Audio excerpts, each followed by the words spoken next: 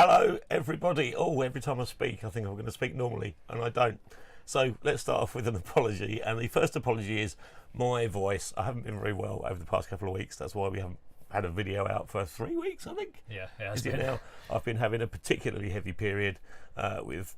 It's been awful, terrible. But anyway, let's not go too deeply into that, and I'll try not to hit this speaker here again. So, but we are back, we are alive. Welcome to our live stream, and this is going to be a speaker special, which we're very excited about. Speaker spectacular. A speaker spectacular, and we have a wizard in the building. Ladies and gentlemen, it's Mr. Jez Kerr. Hello everyone. Yay, Thank you very much for having me here, guys. Thanks for coming. My pleasure. Round of applause for Jez. Awesome. Thank you. Golf clap. Yeah, so we've had lots of questions on the Discord, but let's start off with a little bit about you. Sure. So you run Kerr Acoustic, I do. which is a fantastic speaker company. Very kind. And yeah, tell us a little bit about your background, how you started, what got you interested in speakers, and Yeah. the journey. Oh wow. I mean, it depends how far back you want to go, really. I mean, That's when you were born. basically when I was born. Okay. Yeah. Well, I came out of the womb as a speaker, and yeah. No, I've always had a really sort of. I guess a fixation on loudspeakers. You know, it's always been a bit of an obsession, and I think that comes from stemming from quite a musical background. My parents were both musicians, so I was always around music as a youngster, and so speakers became an object of fascination because it was the way to have music at home. You know, Yeah. when you weren't at a gig. So it was always this kind of, oh, how do they work? You know, how does this black box, make music happen? So yeah, and my dad is a carpenter and joiner, so that was handy. So as a youngster, I'd get my parents to take me to the car boot sale, grab as many sort of old battered speakers as I could, take them home, rip the guts out, get my dad to knock together some wooden cabinets Make a cabinet. Oh, make brilliant. some cabinets, yeah. Wow. And drive my mum mad by filling a car boot with big subwoofers and draining the car battery so that she'd go to work, put the key in the ignition, and there'd be no juice. Nothing had happened. Yeah. So yeah, I've always been tinkering around with speakers, and and I built a pair of my first transmission line speakers I built as part of my university final project, my dissertation, and it all kind of went from there, really. A few industry people came and had a listen and said, "Oh, you sound pretty good. Have you thought about going commercial with the designs?" And at the time I hadn't, but sort of got the wheels in motion, and set the business up with a friend of mine at the time, and went solo about 2017, and have been doing it ever since, really. So yeah, it's been a fun journey. Yeah, well, your speakers sound incredible. It's very kind. And we met about a year ago, I think. It was about a year ago. Yeah, the first fine time. by that. And I'd been aware of you because Dan, who's next door to us, very good friends. Yep, shout out to Dan. Yep, shout out to Dan. Hi, Dan. Hi, Dan. And he said you should check out the Kerr Acoustic range. They're fantastic. And then, as he said that, you had a review in Sound on Sound. Yeah, which was great. Actually, yeah, I think the very first review we ever had was in Sound on Sound. So that was a little way back, actually. That was a kind of very early precursor to what is the current day K300 Mark III. So yeah, that was our first review. It was very positive, and reading the words of a professional in a magazine made me think, oh wow, must be doing something right. So I can do this. Yeah, gave me a bit of confidence, and thought, got to keep going with it. Yeah, so that was good. Yeah.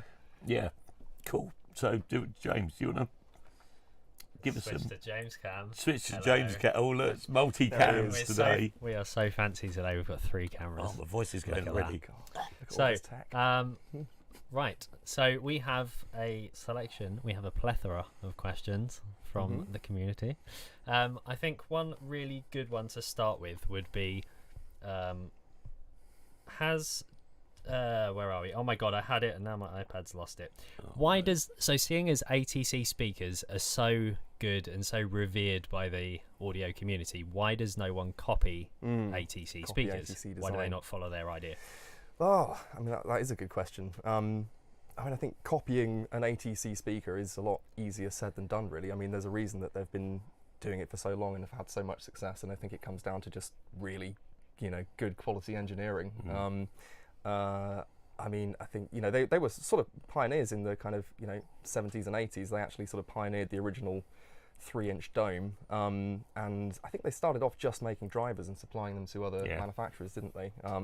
So you'd see them in like the big Boxer speakers, and then later on the Questids and stuff like that, and they quickly gained a reputation as being like the guys, for really high-end drivers that also, could take high power as well, which is something you need in professional environments. Obviously, you've got to have high power handling because you're dealing with raw, like unprocessed, uncompressed material a lot of the time. And yeah, and obviously they've just gone from strength to strength ever since. So I mean, I guess you could say in terms of like copying them, you know, these days, I mean, you know, I guess there's nothing sort of particularly proprietary, you know, that they do. I mean, it's their you know, their reflex enclosures. You know, obviously they did design the 3-inch mid dome, but you know, they're using dome tweeters, and it's just really, they're just really well made, aren't they? They're just really solid, you know, reliable, dependable speakers. Yeah, so, it's when you take one to pieces, yeah, which we don't recommend. Yeah, it's incredible. Just the amount of engineering that goes into each private, and their tweeters. I mean, it's been something like 30 years before they came out with their own tweeter because they couldn't get it right. It wasn't. because they used the Audax, didn't they? Yeah, they wanted all the technology that they put into their mid, but shrunk down into a tweeter, and they just couldn't do it. They couldn't get it right until about 5 years ago, and now they have, and now you get the tweeter with "Made in England" by ATC on it. Yeah, yeah, but no, they're great. A lot of respect for ATC.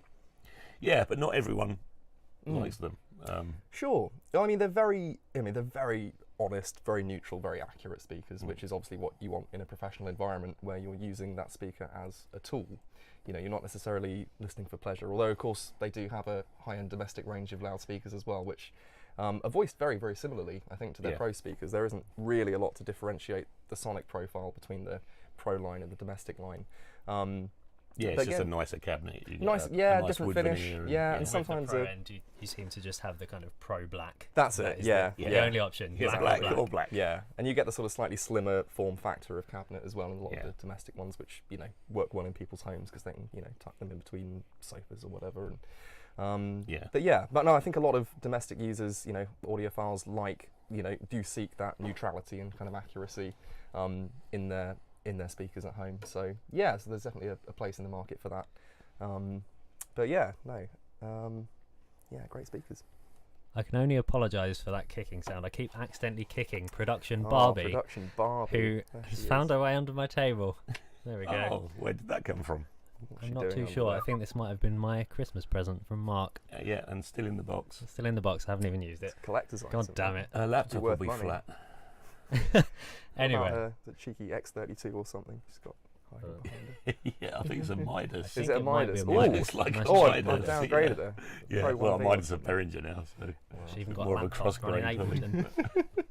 Poor Barbie. We'll do a track with Barbie one day, we promise. We will. Anyway, so what I was going to say was talking between the just throw it on the floor. Talking between the Pro audio and studio audio worlds, and I know that you're very much into the hi-fi world with your Kerr Acoustic brand. Sure, yeah. What is it that kind of differentiates between, is there a kind of difference between the Pro and the hi-fi world, or is it the same thing with a different badge on it? What's the real difference? Yeah, I mean, it's an interesting question. I think the two worlds are actually growing closer together, which I think is a good thing. I think it's nice to integrate the two, because I think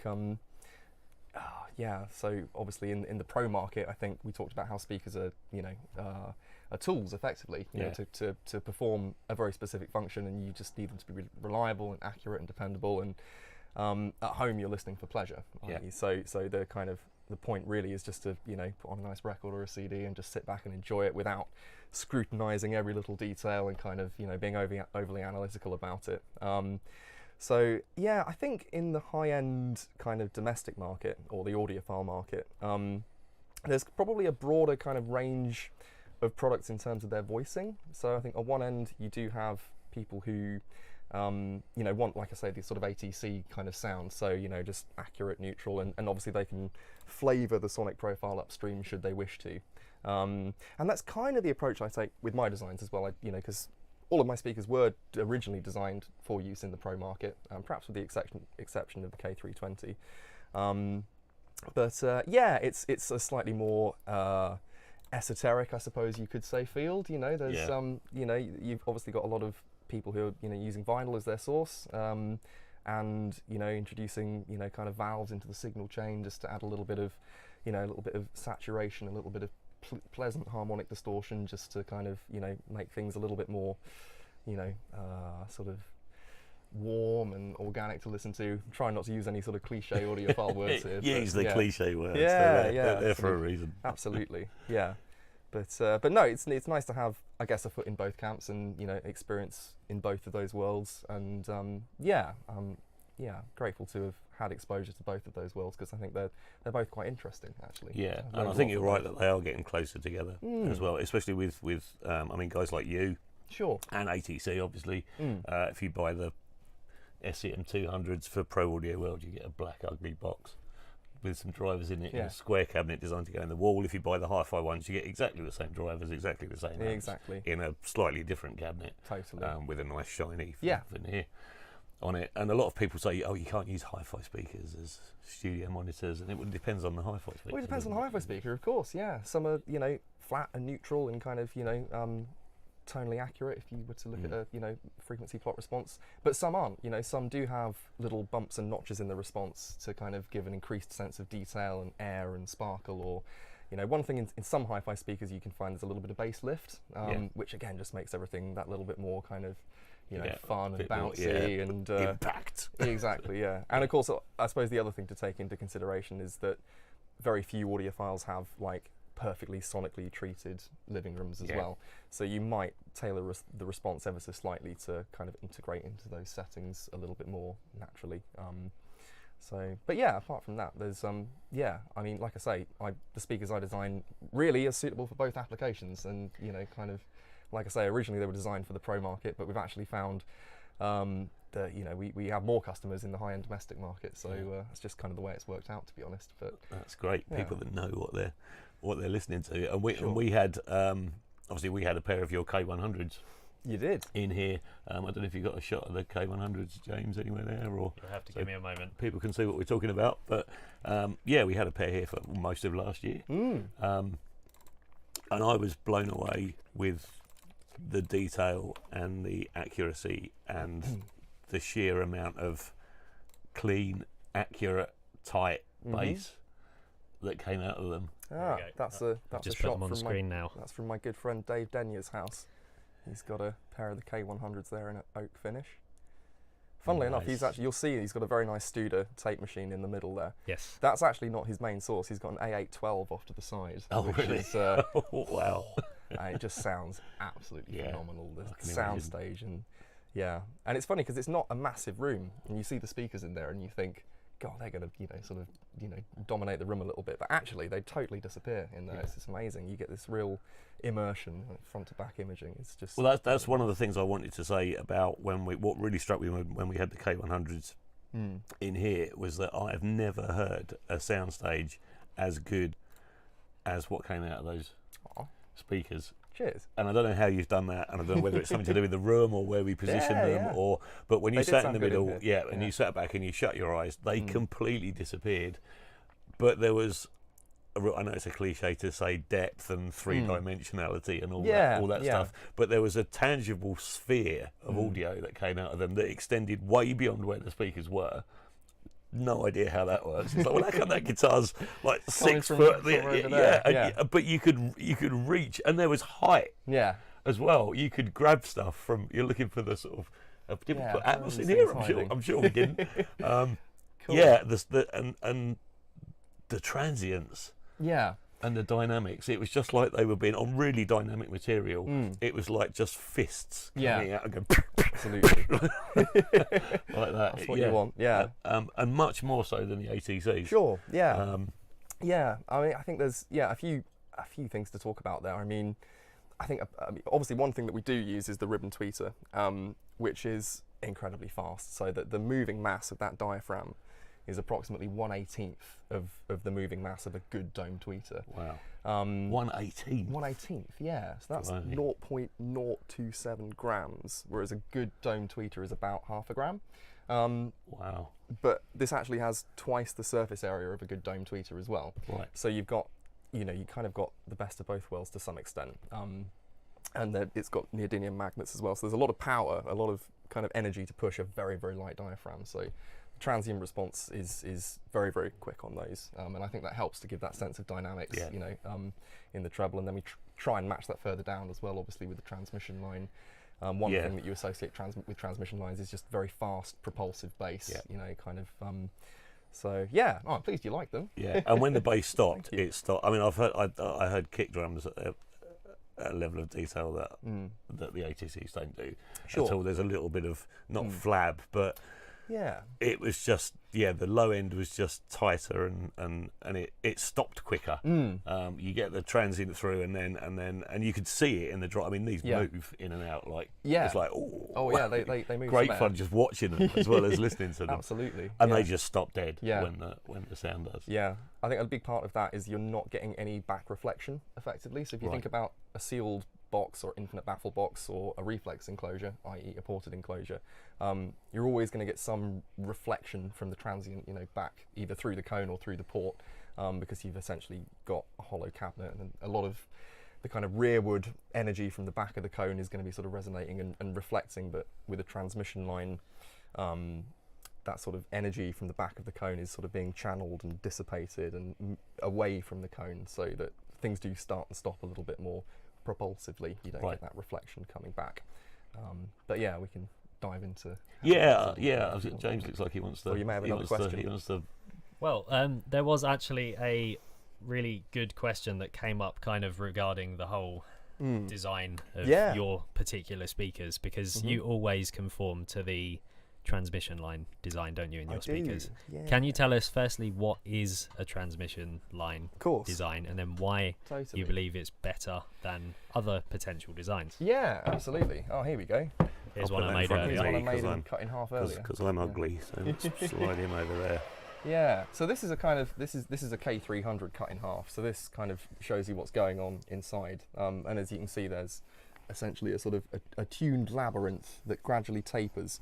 So in essence, I mean, the term transmission line is kind of partially misused in this context, because a true transmission line would taper off behind the speaker infinitely and would never end. So all of that energy from the back of the cone would just disappear into a black hole, you know, and it would never be seen again. And that's, you know, that's the kind of perfect kind of situation. But obviously that's, you know, totally impractical. So yeah, I mean, if you think about a moving coil loudspeaker, so such as this cone we've got here, it's moving in and out and compressing and rarefying air as it does so. And there's just as much output from the rear of the cone as there is from the front.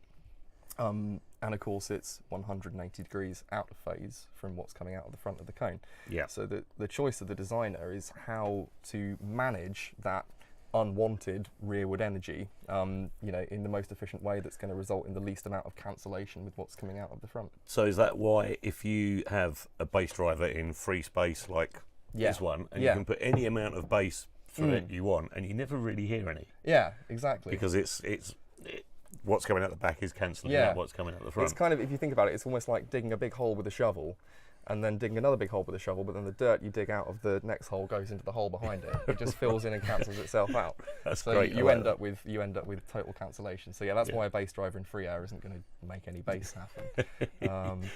So I mean, so there's numerous ways to manage that rearward energy from the cone in different cabinet sorts. So obviously you've got sealed cabinets, you know, which act almost like a sort of acoustic spring, so that's keeping all of the energy from the back of the cone sort of contained in one space, not letting it out.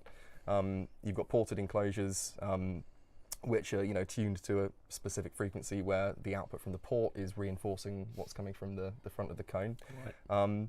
And ported enclosures generally tend to have a bit of a narrower queue, you could say. So the kind of the content that leaves the port that reinforces the output from the front of the cone is sort of, it's a narrower band, and that's why ported enclosures generally tend to roll off a little bit steeper than say sealed enclosures. But yeah, I just fell in love with transmission line loading because it just sort of made sense, and it's like you say, the bass just sort of starts and stops when it should. You generally get more extension in the bass than you typically would from a similarly proportioned, you know, enclosure using a different type of loading principle. So what happens is, so this is obviously quite a small transmission line. This is the smallest one we do currently. So the energy from the back of the cone is, as I say, channeled through this labyrinth here, and eventually comes to the outside world via a vent on the front. Now this driver operates, I mean the crossover point on this is, well, it's just below 2 kilohertz. Right. So this driver's, still producing content way up there, and you don't want all of that to be coming out of the port. So there's absorbent material inside the cabinet, and just by the function of having this folded labyrinth, obviously higher frequencies have a more difficult time getting around corners and stuff. So by the time the content from the back of this cone finds its way all the way around and comes out here, all the content above, say, about 80, 100 hertz or so has been filtered out. Right. And you end up with content from about 80, 100 hertz coming out of the port. And by the time it's made its journey all the way around and gets to that area of the spectrum, it's sort of broadly in phase with the cone. Right. So you get this reinforcement effect, which is nice. So it's almost like having a second bass driver almost. You get this kind of, sort of, as I say, reinforcement of those lower octaves. And depending on the size of the cabinet, you can change the tuning frequency, so you can, kind of tune how low you want the transmission line to extend, and sort of over what band. But the nicer thing is, it has a broader queue than a reflex enclosure. Right. So the content that comes out of the vent is in phase with the output from the front of the cone over a wider area of the spectrum than, say, a reflex enclosure would be, for example.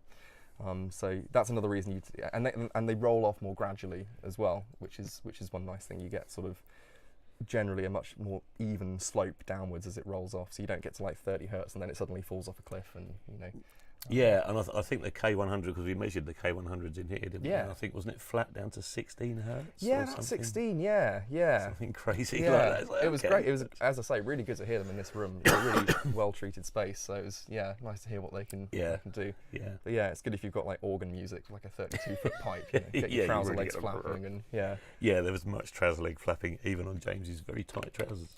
Indeed. There was indeed. Now, there's a really good question that's come in from Nicholas Gustafsson, which says, why didn't anyone besides Monroe make round speakers? So you've got transmission line, you've got ported design, they're all square. Why are there no egg-shaped speakers? Yeah, that is a good question. Well, we have just had Easter, haven't we? So it's probably Yeah, there's plenty of, well, there's not many eggs left, no. I guess. I think the biggest challenge, certainly for Andy Monroe, was the manufacturing of it. It's a very difficult, expensive thing to manufacture. That's true. And we actually had a pair, didn't we? We did, yes. We for a had while. some for a short while. I didn't think they really sounded any better. They were than okay. a decent two-way speaker in a square box, to be honest. I know there's lots of scientific advantages to having the rounded front, Well, but supposedly, I believe one of them is there's no standing modes. I suppose that's it, because you've got no sort of flat parallel surfaces, have you? So standing waves are going to, be less of a problem. But no, I have heard those. They sound very nice. I don't know why there aren't more. You'd have a look at the Node. I believe they're called Helixia speakers. They're not spherical, but they're sort of like a sort of really interesting pod shape, and they actually use what's called a helical transmission line. right. So they've got it's a sort of spiral that occurs inside this sort of kind of very interestingly shaped head and sort of exits. They're really cool. Oh, there you go. There we go. So Here's I one I suppose made earlier. that's Hold on. they're just down the road from me actually. So these are the Node Helixia ones. Yeah, they're pretty cool.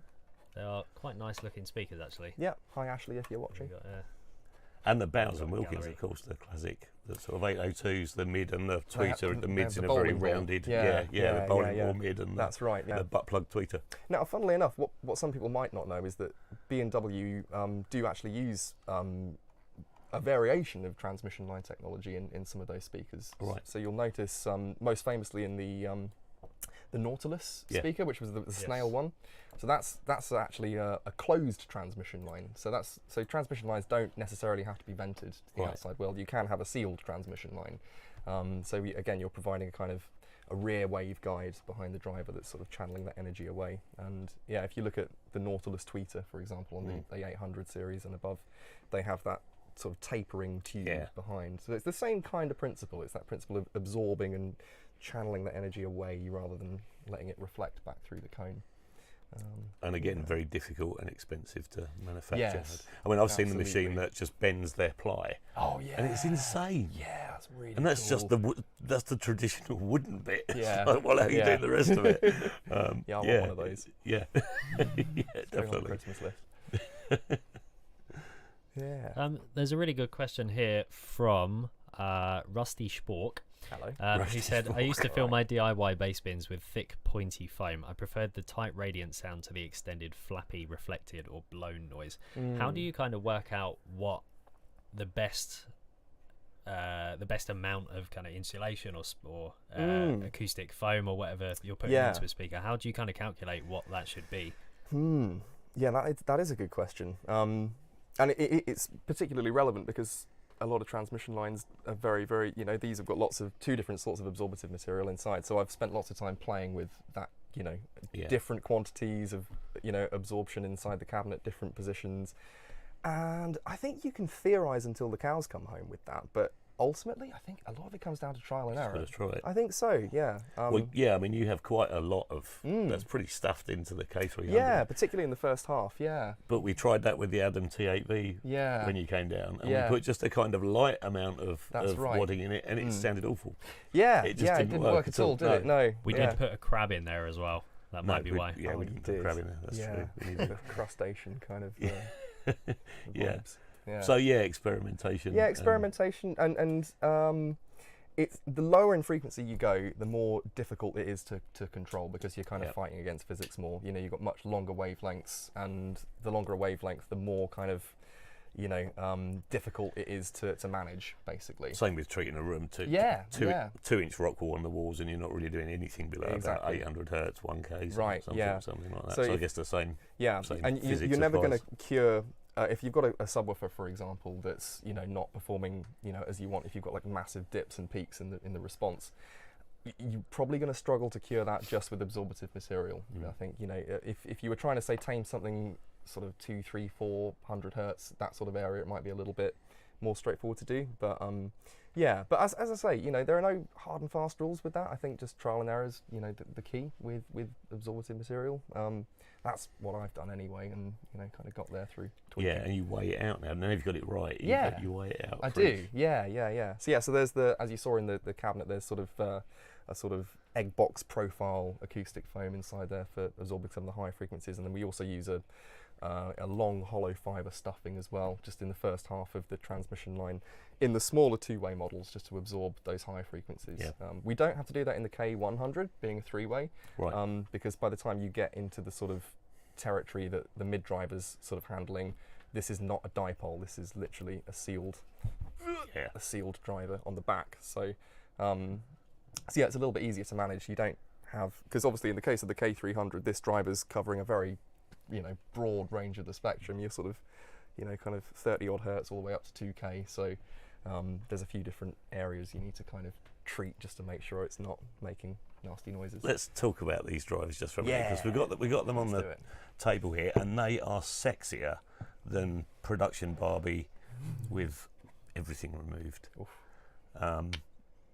And we like these drivers. Yeah, I mean the bass driver is unique and instantly recognizable. Any manufacturer that uses a Volt radial bass driver is like, oh, and that's because they put this bit on the wrong side of the speaker, which has many advantages. Absolutely. And what are those? Is heat dissipation? I mean, let's talk about this guy a little bit. So this is made by the wonderful Volt down in Dorset. Hi guys, if you're watching. And this is, as you say, the very instantly recognisable Volt radial driver. We use this in the K100 as the bass driver. What's unique about it is, of course, it has this. This is called a radial intercooler on the front here, and it replaces the conventional basket that you'd have on the back side of the speaker. The advantage behind this is, well, you said it yourself, heat dissipation. So the enemy of the moving coil loudspeaker is heat. Loudspeakers are inherently very inefficient devices.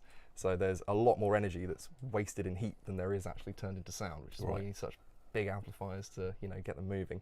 And the thing is, as heat builds up in the voice coil, which we can talk about voice coils a little bit later if you like, but as heat builds up, the characteristic behavior can change. So the idea with this is to basically, this is just a big heat sink, so it draws and channels heat away from the voice coil and gets it into the outside world. Right.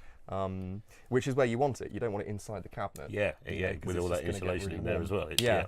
And the advantage behind that is you get much more linear behavior even at higher levels, and much less power compression as well.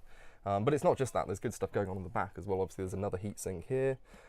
It's vented there. It's vented there as well. So Right. these are just incredibly well-designed drivers that are just, yeah, they're just brilliant, and they're bloody heavy as well. And there was a very good point pointed out there by White Cloud, which is the drivers can also work as rims on your car if you're in a bind. That's true. We were talking about that earlier. Yeah. We were saying let's put one of these on Yeah. each corner of the car, but Like actually wire them up. spinners. They Or- would or look wire very them up, cool. Yeah. Yeah. Oh, that would be good. And then drive up and down south. I want one of these as my steering wheel. I think that would be quite That would cool. be wouldn't it? fantastic. Just, Yeah. You know. Yeah, definitely nice and weighty. Yeah. So- no, they're superbly made. Regarding what goes before these speakers in the chain, the crossovers, what are they? Firstly, the differences for the viewers that don't know, and what Yeah. are the benefits or disadvantages of Mm. the way that you do it Yeah. compared to other companies? Okie dokie. Yeah, so there's quite a lot to dive into there actually. So for those that don't know, a crossover is for example here, this is the crossover circuit from the K300. So it's a passive filter network. So you get your input here from your amplifier, which is a full range signal that goes in. Then the current that comes in whizzes around all of these components, and they divide it between a low pass band for the woofer and a high pass band for the tweeter. And yeah, I mean, a passive crossover, people talk about how it can really sort of make or break a design, and I've definitely found that to be true. This is the bit that takes the longest in the design process of any of the speakers. Yeah, well, you've completely changed my opinion on. So before I met you, and before we had the K100s in here for such a long time, there's no way I'd have had a pair of speakers in here with a passive crossover in it. Yeah, that's ridiculous. For starters, I'm an ATC fanboy, and they are always saying, go active, go fully active. Yeah. So you've got the crossover operating at line level. Yeah. Before earlier in the stage, and then an amplifier for each driver. Yeah. And crossovers are really efficient, and they're old-fashioned, and they dull all the transients. And then yours came in, and I was like, oh, that's a load of bollocks. Passive crossovers can be absolutely fantastic. They can be. Yeah. And possibly even better than an active system. Yeah, I mean, I guess it's a personal choice. I mean, I think particularly, in professional environments, you see much more active speakers than you do passive speakers, and I think that's primarily, I mean, a lot of it's a convenience thing. You don't have to be messing around with different amplifiers, and you kind of just trust that the amplifier that comes installed in the speaker or rack mounted and partners with the speaker is going to, you don't have to worry about that. And there are certainly some huge benefits to going the active route. A crossover is inherently, it's a little bit lossy. You do lose a little bit of sensitivity, but so I've invested a lot of time into trying to perfect this as much as I can. Obviously, this is just a two-way filter.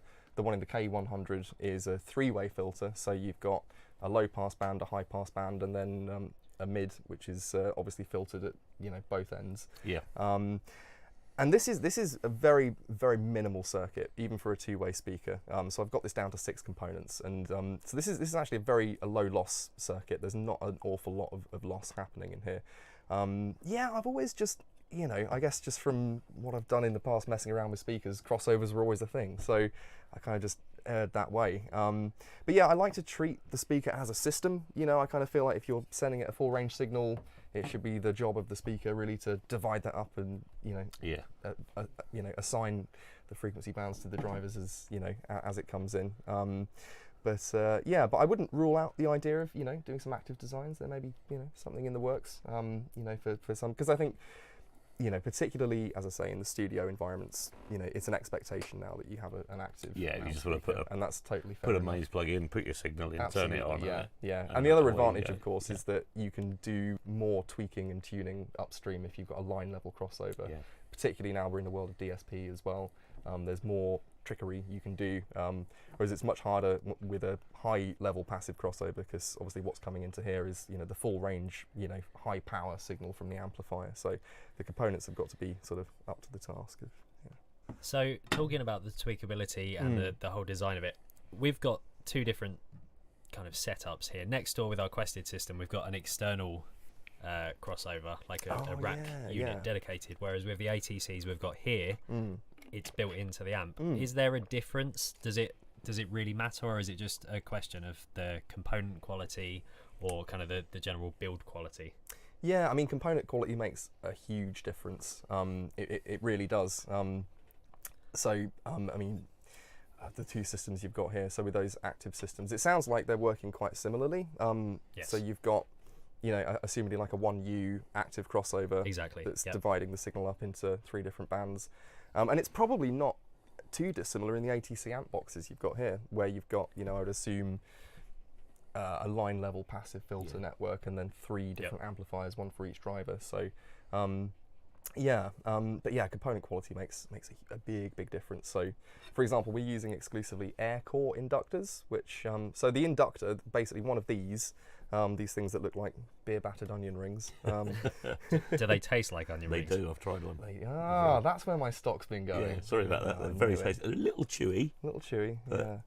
Yeah, kind of like badly cooked calamari. Okay. But once you get the sort that's been sitting in the buffet tray for too long, it's gone a bit rubbery. Yeah, a bit rubbery. But once you get the taste for it. Yeah. So yeah, shout out to Inductor Dave, who hand winds these for me. Inductor Dave. Good old Dave. Yeah. So these are hand wound inductors, and one of these in series acts as a low pass filter, and conversely, a capacitor in series acts as a high pass filter. And these are second order filters. So you have, you know, a series inductor followed by a shunt capacitor on the woofer, so that's wired in parallel with the driver, and then the exact opposite of that on the tweeter, so a series capacitor and then a shunt inductor, and then a couple of little resistors just to pad the tweeter, just to bring it in line with the woofer. So I've done lots of experimenting with different types of components. In some cheaper speakers you'll see ferrite core inductors or iron core, which are, you know, they're more efficient in the sense that you don't need so many winds of copper, because there's this metal core in the middle that kind of makes the effect of the inductor, sort of amplifies it. But the trouble with those is they tend to saturate under high power. You get sort of eddy currents building up inside the coil. So yeah, I use exclusively air core inductors and polypropylene film capacitors, which are again more expensive and bigger than the equivalent electrolytic capacitors, which are again much more common in, you know, less costly speakers. But yeah, if you're using good quality drive units such as these, and, you know, good quality cabinets, you can't afford to skimp on the components. You know, so if you have put together a design specifically for your speakers, and you know that sounds perfect for your design, what do you think about the companies that have added the ability for the end user to tweak the design with maybe dip switches on the back, or, you know, pots or whatever that might be? I think that can be really useful. I think, you know, particularly in professional environments where you just want absolute neutrality, so you may have to do a little bit of tuning to get the speaker working right in your room. Yeah, well, the K100s were a little bit bright. They were, and it was what, 1 dB, I think. I just came in and put a little pad on the tweeter and just brought them down a little bit. But you had to get the soldering iron out. To do that. It's not a case of just turning the screwdriver. Exactly. Or it wasn't quite as. Exactly.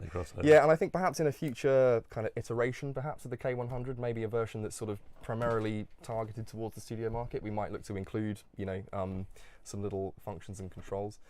We did actually, funnily enough, in the original Mark I versions of all of the speakers, actually have a little tweeter level control, and it was around about that time we started gaining popularity in the hi-fi market, and the feedback was that they just weren't really used, or that they found it a bit of a distraction, or they kind of, you know, were concerned about the switches kind of degrading the signal path. And I mean, funnily enough, I did actually get rid of as you can see, there's no switches on these now, and sure enough, they were right. Getting rid of the switches did actually clean things up. So it took a little bit of grain out. So yeah, if you're doing that thing, I think it's better to do, maybe better to do that sort of pre-amplification level. So there may well be in the future, you know, a sort of a professional line of speakers based very much on, you know, the current line, but that have a little bit of tweakability, tunability. So these look roughly like onion rings. Thanks. What sauce would you dip them in if you had to choose? Oh, it's got to be barbecue, hasn't it? I don't know. That's a good What do shout. you reckon? I think there's a very good shout. Yeah, I'd probably go ketchup for those. Would you? Yeah. Traditional. Cool. Yes. Yeah, and I think just one final point on that is to say, again, in the hi-fi market, people will season and tweak their components upstream to get the tonal balance that they want. Yeah. So again, I design these to be flat, neutral, kind of fairly linear in the frequency response.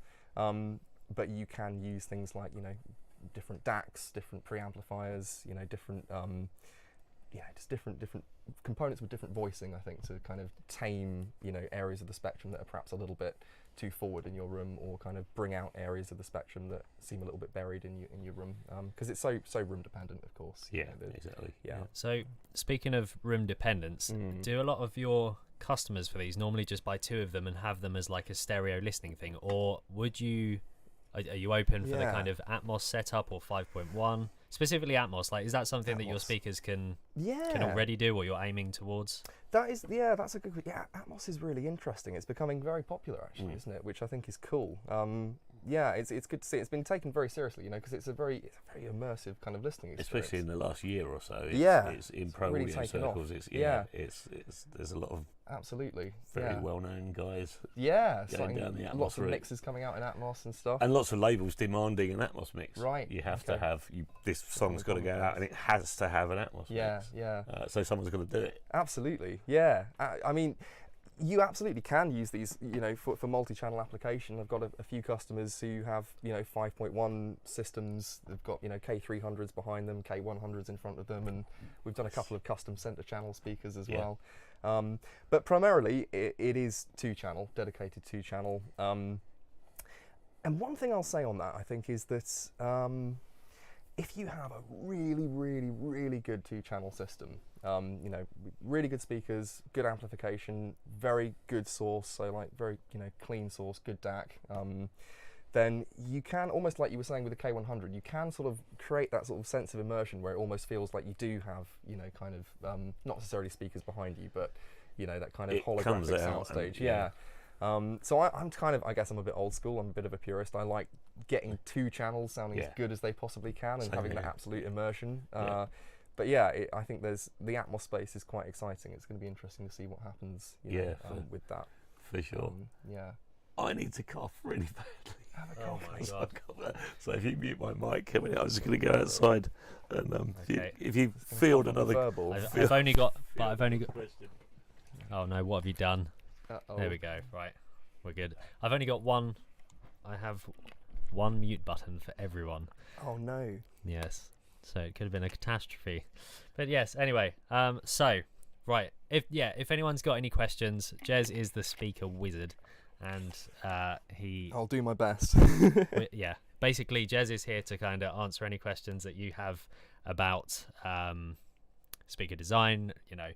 Have you ever had anyone that's kind of come to you for advice on making their own speakers? Have you kind of given anyone some pointers, tuition, if you like? Yeah, now and again in forums, and funnily enough, I mean, again, to come back to the transmission line thing, it's traditionally been associated as a bit of a kind of DIY thing people like to experiment with. So I've had various people in forums, dropping me messages saying, how would you do this? It's certainly something I've, thought of. One evening I'm like, I'd really love to make a pair of speakers. Definitely, No, I'm a bit always of fun, open isn't to that. Yeah, of course. But it's fun until you start making them and you're like, this is a lot more. That's it. There's always more to think about than you initially realise. Yeah. And like I've seen the designs of some of your speakers on paper, the schematics and stuff, and you have. It is true that it's so difficult to design this kind of stuff. Yeah, because you have to sort of think in 3 dimensions. Obviously, it's a 3-dimensional object, and you've really got. So is it pretty complicated in terms of maths working out what length the transmission line should be?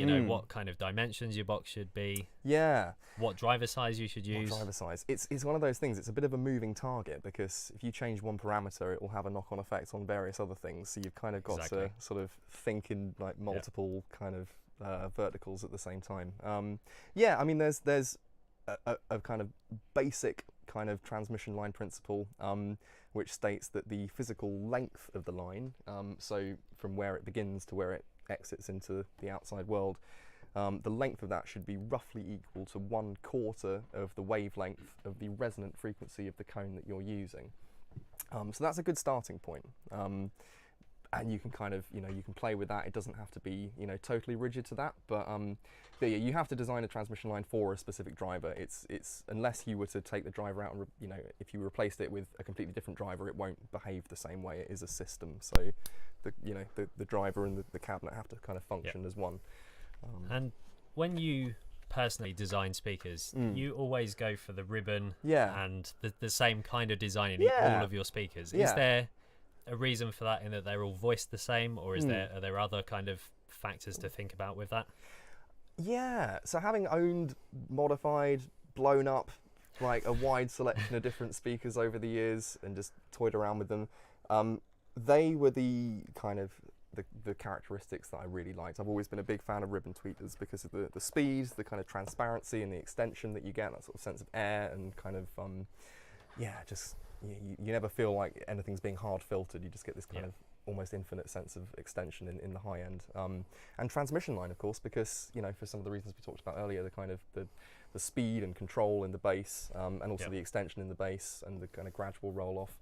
And also something you can't see, another USP, I suppose you could say, is the fact that we use Baltic birch plywood for the cabinets, which is kind of unconventional these days. The vast majority of loudspeakers are made from MDF, or in some cases HDF, which is a sort of composite material, which is, it's become very popular in speaker building. It's easy to work with, it's quite easy to machine, and it does a reasonably good job. Baltic birch plywood is a lot more expensive, a lot more difficult to machine, and it chews up cutter heads, and you can kind of it's a bit more of a pig to work with, but it's a lot more acoustically inert and non-resonant than MDF is as a material. Is that something? Is my mic back on? Yes. Thank you. Yeah. Is that? I guess that's plywood is layers, isn't it? Glued together. Yeah. And that's very good acoustically. It is. Because sound doesn't like going through different. Exactly. Yeah. Different It sort of materials. breaks up that kind of the other nice thing is the direction of the grain in the wood alternates by 90 degrees with each ply. So the baffle of this speaker is 24 millimeters thick. Hello, Floppy. Oh, Hello. Floppy. Oh, Floppy's Oh, here he is. blessed us with his presence. Don't step on the dome. Yeah, do not step on the drivers. There we go. Best We've been crashed by Floppy. We have. There he is. Hello. Where was I? All the talk about speakers can stop now. We interrupt this broadcast to bring you Floppy news to some chicken. You want Come some on, chicken? I've got a little pot of chicken here, haven't I? Nice. He's going to enjoy that. Can't be using the mid driver as a cat bowl. So that brings us on to a very good question, Yeah. actually. Have you ever been asked, or have you ever considered making speakers from taxidermied animals? Taxidermied animals? Okay. This was an actual question that was sent in. Well, I have been asked now, I suppose. There's Danny, I can't remember his name. He made a theremin out of a badger. Oh, I've seen that actually. Yeah. Yeah, that was cool. Which is quite incredible. I haven't, but it's I try and be as open-minded as I can. Keep your hands off Floppy. Floppy's not available. No, he's Look too at little floppy. Although he'd Floppy. probably be quite good as an absorber because he's so fluffy. He'd be good as Waddy. He'd be very good as Waddy. You could climb in the, have a little sleep in the transmission vent. Yeah, absolutely. So taxidermy animals, no. But you probably need something quite big, wouldn't you? Maybe like some sort of like sea mammal, like a porpoise or something, or maybe like Killer a whale. manatee or something to get that nice low bass extension. Manatee, that'd be great. Yeah. Get that extension. A ported manatee. Absolutely, yeah. I suppose dolphins are ported anyway, aren't they? I suppose they are. Quite easily, Yeah. but Yeah, anyway, totally. Anyway, so moving on. back to the serious questions. There was actually a really good one just sent in by Reedy on the Discord. He said, do you think there will be any major tech discoveries within the speaker manufacturer / R&D world that will change the game in the next few years? And are you actively looking for something like this, or are you working within kind of the existing speaker tech world? Yeah, that's a tricky one. I mean, it's always possible. Technology can be quite scary, the rate at which it kind of progresses and develops. Just looking at the cat just photo bombing. The cat's absolutely loving it right now. Hello, Floppy. Yeah. I mean, I suppose, one thing is, are we going to reach a point where we, will have chips implanted in our heads and there's no need for a speaker? Exactly. We kind of, we sort of pick things up you know, kind of through some sort of wireless transmission that our brain turns into sound rather than. But until that happens, if you want to generate, you know, sound, music in a room, you're always going to rely on the compression and rarefication of air, which effectively is all the speaker is doing. You're going to need that sort of pistonic motion of a driver. And I guess in a lot of ways, obviously, you know, things like DSP and like exotic materials for drivers, you know, have come a long way, but it's still in many ways the same fundamental principle that it's been for, you know, decades. So yeah, it's possible. And am I actively doing anything to? I think I'm trying to make the best of the technology we have at the moment, but just keeping an ear to the ground to see if anything. I think it's always exciting to see new stuff, but at the same time, when you're doing something as kind of scientifically critical as designing a speaker, I think staying within the realms of what we know works. Yeah. If what's tried and tested. You know, unless you're specifically, you know, you've got a huge budget for R&D, or you know, you've got a whole team of people doing just that. That's right. Yeah. You know, if it's because Jez runs Kerr Acoustic on his own. You know, you design all the speakers, don't you? And you kind of run the whole show. So you don't have that massive team of R&D. So it's understandable why, you know, you might not be doing that. But I think it's fun to try new things. It is. You know, it's nice to let your brain, you know, have a bit of an explore. You know, what could be possible, what's around the corner. Yeah. So no, great question. Yeah. So no fur-covered speakers or like AstroTurf or nothing. Well, you'll have to stay tuned and find out. Stay tuned. But quite often the older technology improves. I mean, 20 years ago, you wouldn't find a ribbon tweeter in anything. Ribbons were found in microphones from the 1930s. Exactly. And then someone looked at it and thought, hang on a minute, I can make a tweeter out of this. Yeah, totally. And they did. It was born, And it okay, that works really well. Yeah, exactly. It was the Decca Kelly ribbon, I think, was the first design. Was it? Yeah. But even since then, dome tweeters have come a hell of a long way as well. Yeah. So, you know, when the first ribbon tweeters came out, they, well, in terms of their response and frequency extension, outperformed any domes that were on the market. But domes are very much caught up with that now. So it's kind of, you know, it's there are benefits and, you know, drawbacks to the ribbon now compared to a dome, which we can get into at some point if you like. Just following back to the materials of the speakers that you were just speaking about. So you use, what was it? Birch ply? Baltic birch plywood. Baltic birch that's ply. right. Yeah. Is there, so it's a really good question that's just come in from ModQuad. When Spectre Sound Studios compared plywood for any MDF for a guitar cabinet, the results were reversed. So they seem to do different things with guitar cabs to speaker cabs. I can understand that. Yeah, totally. Well, I think a guitar cabinet for being driven by an amplifier, you know, it's almost acting more like an instrument to some extent, right? Because you know, and you want some resonance actually. I think you kind of you know, it's all part of the character, the tone of what's coming out of that cabinet. Yeah, and you're talking about a very limited bandwidth as well. Yeah. Most that's of the also time, true. You don't want a huge amount of bass, of course, energy, and not really a lot of top. That's right. If you think about it, you're probably not getting much below, I don't know, sort of 40-45 hertz out of a guitar cabinet, really, or at least if you are, it's pretty low level compared to, you know, what you're getting. Sort of quite often, some frequencies are massively hyped as well to give that particular tone. That's right. Yeah, exactly. Now with the Baltic birch plywood, so just to finish off on that, so so on a 24mm front baffle, which is what we've got here, there's that 24 individual layers of plywood with the direction of the wood grain alternating with each layer, and then you've got a resin. Like a resin bonding material in between each layer as well, which all just helps to dampen what's coming out, which is particularly effective in the lower end of the spectrum. You know, so you just get that kind of absence of cabinet resonance. Well, so following on precisely from that cabinet resonance, White Cloud said, why not make cabinets from stone or concrete? Why wood? I mean, some people do. I think there are some stone and concrete speakers out there. You had to go yourself, didn't you, with the concrete and the well, that was kind of plastic and concrete. It's a bit of a combination. Yeah. But it tightened that baffle up. It did. It did. Absolutely. Sure. Yeah. I mean, it's really interesting. I mean, obviously you'd need molds for that. There's a reason that most loudspeakers are made from wood. It's because it's, you know, it's relatively easy to work with. It doesn't involve really complex molds. And the cost as well. Yeah.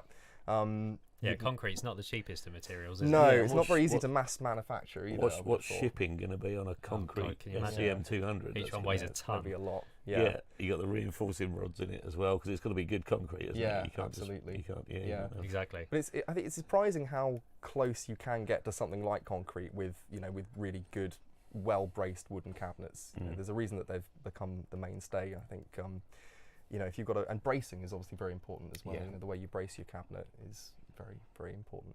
And that's another benefit of the transmission line, of course, is that having this internal labyrinth means you've got all these internal baffles inside the cabinet that just help to brace between the cabinet walls, just to again cut down on that resonance that you might otherwise get if it was just a hollow box. Yeah. So talking of resonance, obviously these boxes have a defined size, so they're going to have a modal frequency. Do you do anything to kind of reduce that particular frequency, or does it kind of just sort itself out with the design? Yeah, so that's where the kind of transmission lines have this kind of reputation as being quite hard to design, and I think one of the reasons for that is that, yeah, if you have a line that's a particular length, you know, then almost kind of like an organ pipe, you know, is probably going to resonate at one particular frequency.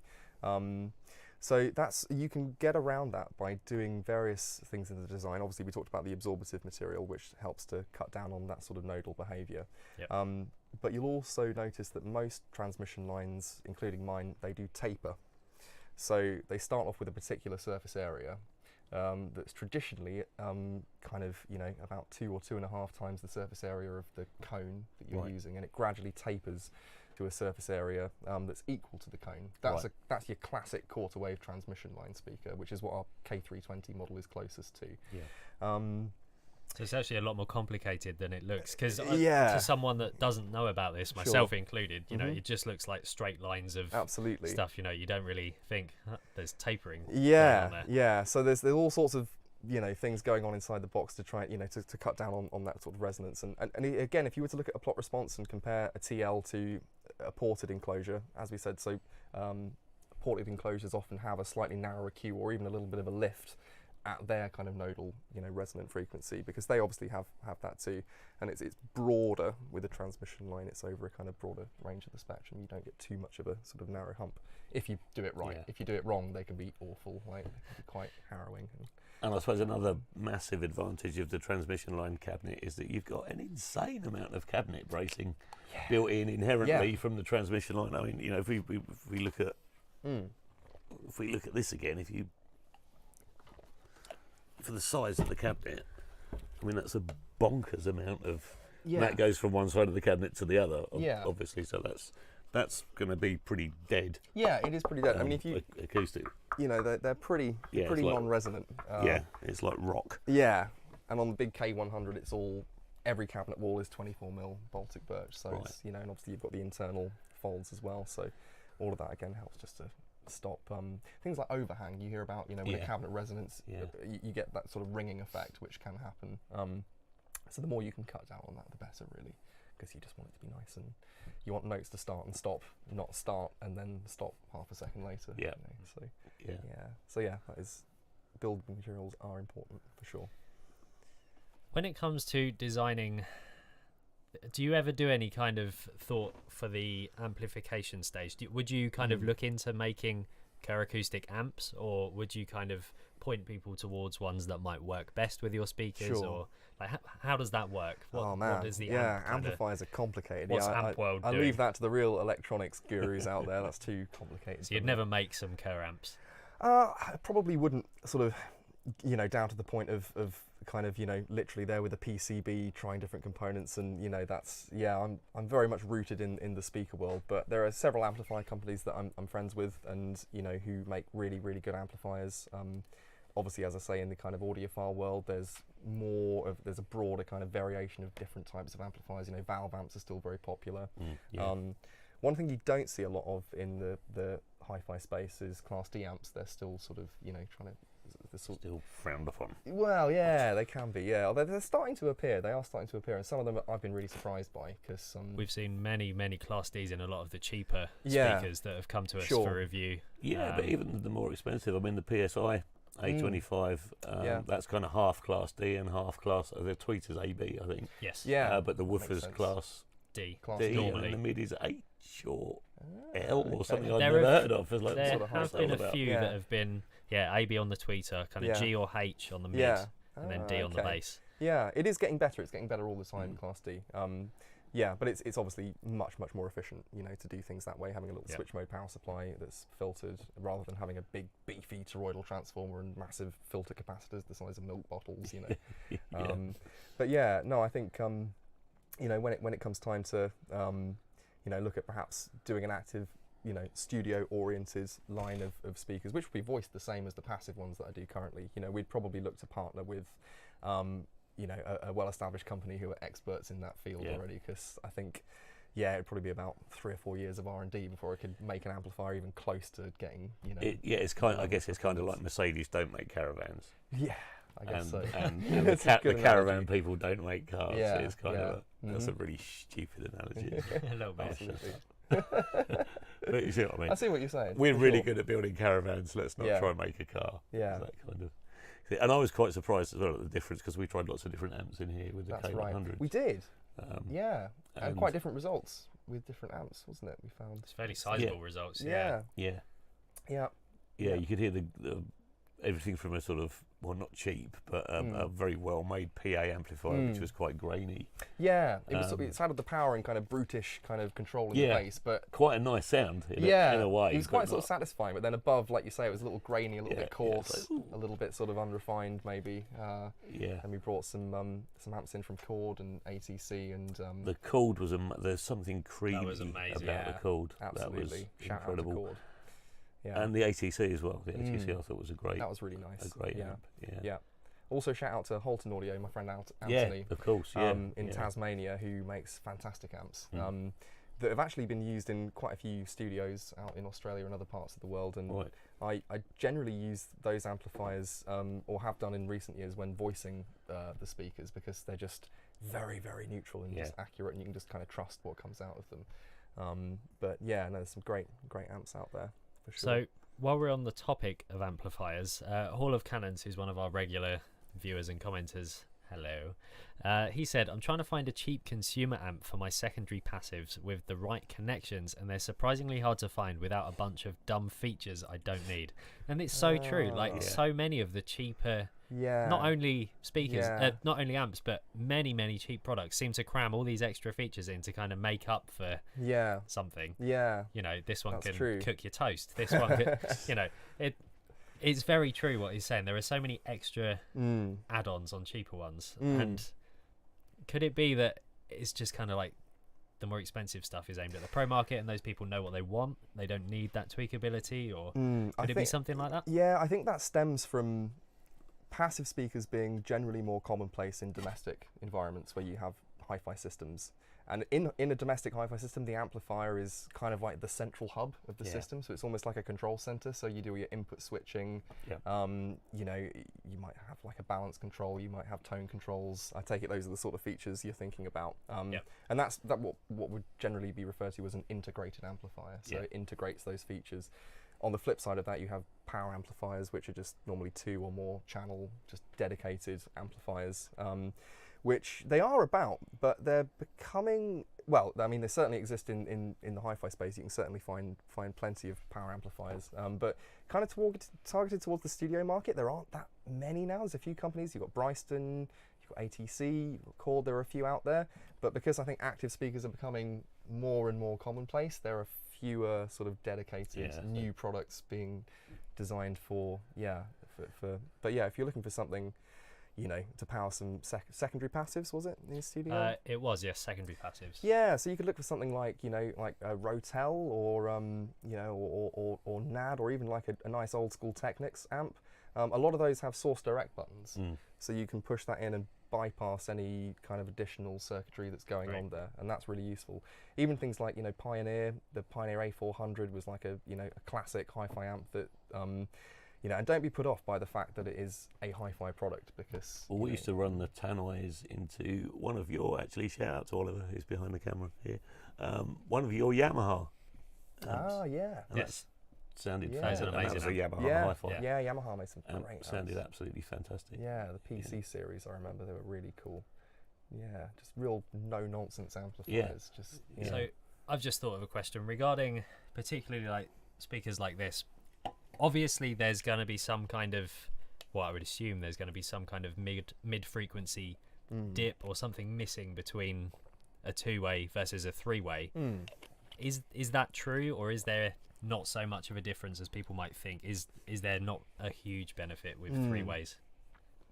Oh, Yes, Mark. That's Got another something thing. to say. That's another thing you've proven me wrong about. Ah, okay. And actually, PSI did as well. Because I've heard these. Obviously, the people at home haven't. Sure. But what is it? What's the kind of two-way versus three-way? Yeah. Well, yeah. I mean, conventional wisdom says that having a dedicated mid driver is a good thing because each driver is having a sort of narrower band that it's responsible for.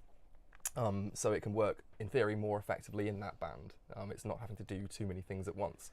And certainly in two-way reflex enclosures and sealed enclosures where you've got a mid-bass driver that's responsible for all of that content right from the very bottom all the way up to where the tweeter takes over. That's a big task. And again, if you've got a hollow cabinet, a lot of that rearward energy, because again, remember the energy from the back of the cone there's just as much of that coming from the back as there is from the front, all the way up the spectrum. That can sort of ricochet around in the cabinet and create distortion and non-linear behaviour. So I think when you came the other day and you heard these and you said you quite liked the mid-range, even though it was a two-way. A lot of that is because of the transmission line, again, channeling away that rearward energy from the cone. So you're not getting that reflection, you're not getting those mid-frequencies bouncing around inside the cabinet and introducing distortion, which effectively is what happens, and coming back through the cone or out through the port. It's being channeled away and absorbed. So that's why you typically get a more kind of open, neutral mid-band from a two-way transmission line speaker than you would from a two-way reflex or sealed enclosure. So yeah, that's another benefit that actually isn't talked about a lot with TLs. People fixate on the bass extension, which is fair enough. But you actually do get a reduction in distortion in the bass and the mid as well in the case of the two-way, which is a good thing. So what if we go to four-way and include a sub? Would you recommend your speakers in particular, maybe the smaller ones with a sub because they won't stretch so low because of the bass driver size? Yeah. Or what's your thoughts on that? Because you don't offer a Kerr Acoustic sub No, yet, do we you? don't. No, not yet. No. No. So yeah, four ways interesting. So certainly in the case of the K300, I can see an application for a sub where you may want more bass extension than you can get from this cabinet. And in that arrangement, I would normally recommend that the mid bass driver get rolled off. Once you get into the territory of the subwoofer, I think, because otherwise, if this is trying to push out content at sort of 35, 40 hertz, and the subs, they could potentially be fighting against each other. There could be some phase cancellation issues. And it also frees up that cone more for... Exactly, yeah. So you'd probably be able to get higher power handling, because conventionally, when you're turning a speaker up, the first thing to run out of steam is the woofer, because you run out of physical travel. Right? You need to move more air for those lower frequencies because that's where our ears are least sensitive, so you need to move more air to make it happen. But in terms of having like a four-way, if you think about a massive speaker with four drivers, I haven't felt the need to do that personally. There are some speakers out there that do have 4 pass bands, which are very good, but when you've got something like this Volt radial woofer, which is just, it's an awesome driver all the way down from, right at the very bottom. This is still good up to sort of, 400, 500, 600 hertz or thereabout. And by the time you're there, if you've got a good mid driver, this is good from say sort of 350 hertz upwards. You've got a comfortable area to cross over there. There just isn't really any need for an additional driver in there. And then again, this will play very happily, up to sort of, 4 or 5 kilohertz or so. And then you've got a tweeter coming in below that. So so I haven't really felt the need Let's to do just talk that. about, we talked about the woofer earlier, but let's just talk about this for a minute, because now there's no way I can show you the weight on camera, unfortunately. It's insane. But this weighs 9 kilos. It's 9 kilos. So this is half a bag of cement. It's an 8 kilo magnet, and then this part. Probably weighs like 2 and a bit. The flop magnet, cats. and these have to be rear mounted because the magnet is wider than the actual operating part of the speaker. This has to be one of the most stupidly over-engineered things in existence. Sure. But it's stupidly over-engineered for a reason, and it sounds absolutely insane. They're great. It's unbelievable. Until you've heard, I'll never forget the first time I heard in one of the studios in London, I can't remember which one it was, but the first time I heard a big pair of ATCs in the wall. And from that moment onwards, I was fascinated with dome mid-ranges. Yeah. It was like, Oh, Yeah, I had a similar experience. oh, funnily enough. what have I just heard? Yeah. What vocals Yeah. and piano and It's that sort of Everything just has a holographic kind new of, level of clarity. yeah. it's incredible. Yeah. And the dispersion as well is Yeah. That's is the thing. amazing. You've got a really wide sweet spot. Yeah, it doesn't just limit you to sitting in one place. I That's mean, it. obviously, it's ideal to sit in a reasonably good space in the studio, but you can Sure. have 2 or 3 people sitting there, and Everyone's all kind of in the enjoy it. sweet spot. Yeah. Exactly. Yeah. But if someone were to say sum this up in one word, apart from insane, I think it would have to be dynamics. Yeah. Yes, Mm. totally. Yeah. I've never had dynamics just absolutely thrown at me. Yeah. Yeah. Before, and in conjunction with the ribbon tweeter Absolutely. as well, which yeah. is doing the same thing Mm. for the top end. That Mm. and the the- ribbon the tweeter ribbon, yeah, is yeah. such a cool Yeah. combo. Yeah, I mean, this is just an awesome driver, you know. Well, Yeah. you know, just world class, and you know, I think the dynamics. What you have to think about is that again that the moving mass. God, It's so heavy. oh, it's got Oh. my microphone. Oh, It no. has got- it's Oh, got the no. mic. Right, let's. Well, reattach that's how that. strong the magnets are. Yeah, there it you go. Proves that it's real and not a dummy It unit. does. Yeah. Could you steady that for a moment? Yeah. Sorry. Sure. Yes. So I don't let it clatter down. Yeah. So if you look at the size of that magnet, I mean that's an awful lot of magnet. And weigh that against the relatively light mass of this cone, or dome rather, dome assembly. You know, that's why it's so dynamic. You've got, you know, such a big, powerful motor pushing such a light but efficient diaphragm. So it's kind of like it's like having a sports car with a really big engine and a light body. You know, Yeah. it just moves really quickly. You know, and stops quickly as well. Yeah, just love these things. Let's pop that back down. There's a lot of debate online on various forums as well about ATC mid versus Yeah. Volt mid, and I never really spent a huge amount of time with the Volt mid until we had the K100s here. Yeah. And I think it might be slightly better. Well, yeah. And I never thought I'd say that because I'm such I a know how diehard much you love the I ATCs, absolutely yeah, love ATC, yeah. but I honestly It might edge genuinely it ever think so slightly. Yeah. this might it's slightly I mean, better. for all intents and purposes, as far as I'm aware, they are virtually identical in Right. terms of their construction. So they both have the 3-inch dome with the suspension unit here. They both have, I believe it's called a double underhung suspension underneath. Yeah, so you got the dual. Yeah, so there's like 3 Just a bit points of sort of wobbly suspension. and- Yeah, yeah. they've both got the 3-inch voice coil former, which is the same diameter as the dome, and they both have the 8 kilo magnet as well. So yeah, in theory, there shouldn't really be much between them, really. So, but yeah, I mean, obviously, it goes without saying, you know, ATC were the pioneers of, you know, the 3-inch dome driver. They're the people that kind of developed it and brought it to popularity. And Yeah, well, it was Oh no. I was playing with cables. No. all involved. It was Billy Woodman's love of piano, wasn't it? And he just couldn't find a speaker that reproduced piano well enough. Yeah. And thought, oh, what Get if that what response. if we had a soft dome tweeter that was bigger, and kind of came up with Yeah. that. It's kind of stealthy because, as you say, it's rear mounted, so you only see this kind of front portion. Yeah, you don't realise So you what's don't. going on. There's this absolute beast of a I mean, this weighs more than this does. This mid is actually heavier, and in fact more expensive than this driver. That's 'cause there's just so expensive. much Don't do metal. that. Oh no! So cat's attacking the Only camera cables here. non-integral power is- supply cables there. The claws are in, so we're fairly harmless, I think. But Okay, just popping back to me for a moment if Floppy doesn't destroy that camera. Thank you very much to Jabberwocky for the super chat. Very kind indeed. Jabberwocky said, so when looking at the PSI A14Ms, would you recommend a sub? And if so, where should you cross over, seeing as the PSIs go down to about 55 hertz? Okay. Any ideas there? Yeah. Would I recommend a sub? I think that depends on how they are in your room and whether you feel like you're getting enough bass extension or whether you need just mute my mic, bit so I'm more going to go and deflate. bass extension. So yeah, Yeah. just for reference, the 14s have 14 centimeter bass drivers, Oh, okay. So, So this is a small. probably Yeah, around yeah. the same size as these. Yeah, so you probably would benefit from adding a subwoofer in most cases. And with regards to rolling off, so we said that they're down. They're spec'd down Down to about 55 hertz. hertz. Okay, So that kind of implies they're sort of comfortable working, down to that sort of region. I mean, I'd probably say about 80 hertz or thereabout. Right. It's probably not a bad place to start, but as with these things, as always, it's a lot of trial and error. So kind of tuning, tweaking, seeing what works well, and also experimenting with the phase relationship between the two as well. That's something Indeed. that, perhaps isn't, maybe isn't addressed quite enough, because So it's so speaking important of to get that right. speaking of phase relationships, we Yeah. had Trinov in here for a while. Oh yeah, yeah. Have you?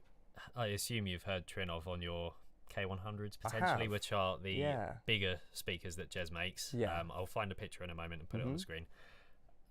What do you think about people kind of using that in their room as soon as they get a speaker? Should they kind of scope out the room first, or just chuck the speakers in there and think about it later? I mean, yeah, definitely scope out the room first. Definitely listen to what your room's, doing and what the speaker's doing in the room. Obviously, that relationship between speaker and environment is so fundamental and so important to get right. I think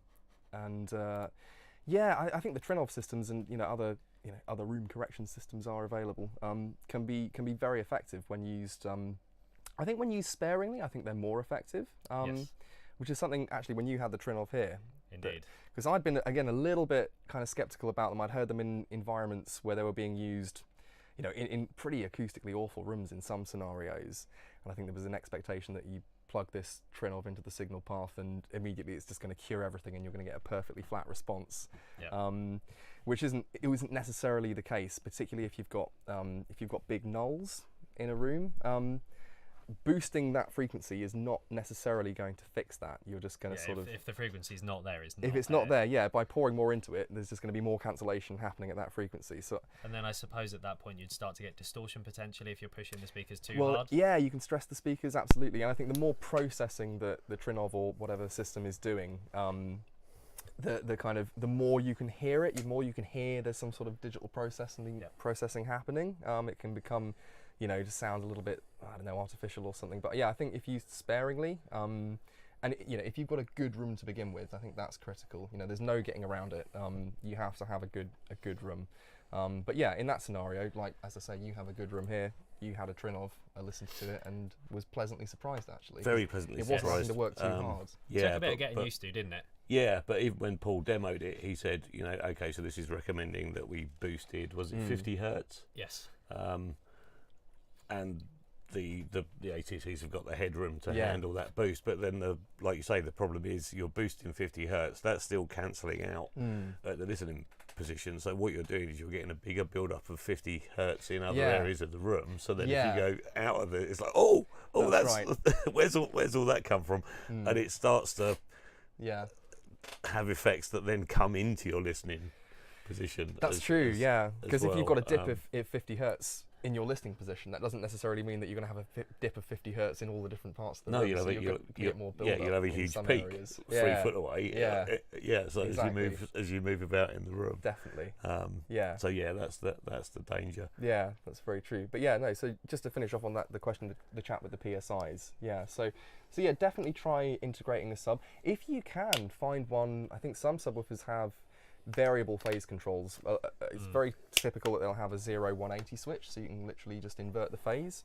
But if you can find one that's actually got variable phase, I think that's a good feature, because then you can just dial it in, and you want to get it to the point where you're not aware that you've got a subwoofer. Really, it just sounds like a low I think extension. that's normally been the kind of benchmark for us when we've been leveling subs, when we've put them into the studio here and that kind of thing, is turn them up until you can hear them. That's and it. Then just turn them down back one them notch. off just a little bit. Yeah, you don't want to be That seems to work best for us. The thing with phase as well is, don't forget that if you're dealing with 80 hertz, that's what, a 4 meter wavelength roughly. Yeah. So to get that positionally out of phase, you've got to move it a couple of meters, quite a distance. Really, it's not just like I'll just move it. Yeah, it's not 2 mils trivial when you're dealing with such low frequencies. Left or right. Yeah. I'd recommend you have a look. I know I missed half of this because I was coughing and Probably went out for a cheeky wee, didn't attending to the cat out there. But Yesko from Acoustics Insider, who we did a collab with last year, he's just done a really good series on buying subs and incorporating subs into into your system if you've got is it got PSI? Yeah, Joe Rourke has Speakers. PSI A14Ms, which are about the same size as the K200s. Yeah, I mean PSI Sorry, makes 300s. Oh, okay, 300s. these guys, cool. Yep. and PSI makes subs as well. I don't know if they do one that small. I think they do a smaller one, don't they? I know we had the bigger ones here. They go, I think, down to around 10 centimeter woofers. Right. But I mean, the PSI subs are fantastic and will be a great match for the A14s. But watch Jesko's recent videos on subwoofer placement and how to integrate it with, and how in a space like this, 2 subs are quite often better than 1 because they actually cancel out room modes if you've got 2 subs and they're positioned well.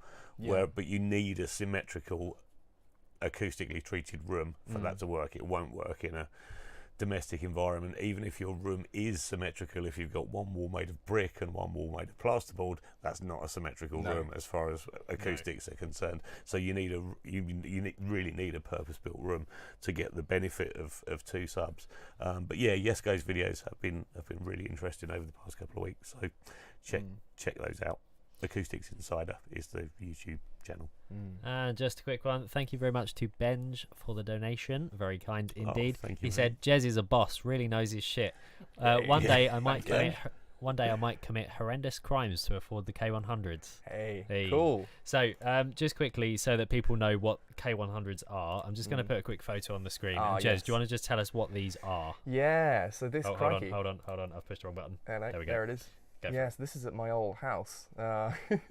Yeah, so that's a couple of pairs of K100s there. So the K100s they're the big guys. These ones. Yeah, and that's in our kind of studio grey finish. We called it KA grey. We had this ongoing joke because we spent ages picking which shade we were going to use, and it literally did turn into almost 50 shades of grey. It was like kind of narrowing it down to this one graphite grey, I think it's called. You used dolphin skin in the end on those. Oh no, that's something else I was thinking. That was the porpoise. Oh, yeah. So yeah, you can afford them if the porpoise can afford them. Yeah.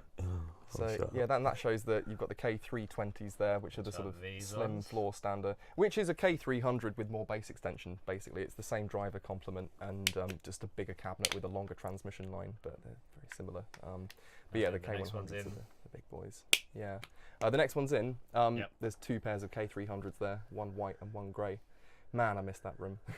So where was this room? This was in Cottenham, in just outside of Cambridge, and this is where I lived for 5 years and did the bulk of the early R&D work on the speakers. And it was great because there was this massive living room, and it was just it was an old property, so really thick walls. Right. You know, it's just really optimally proportioned room. You know, so yeah, that was a nice space. So yeah, much of the early kind of tweaking happened there, and we actually started building the speaker cabinets in the back garden of that property.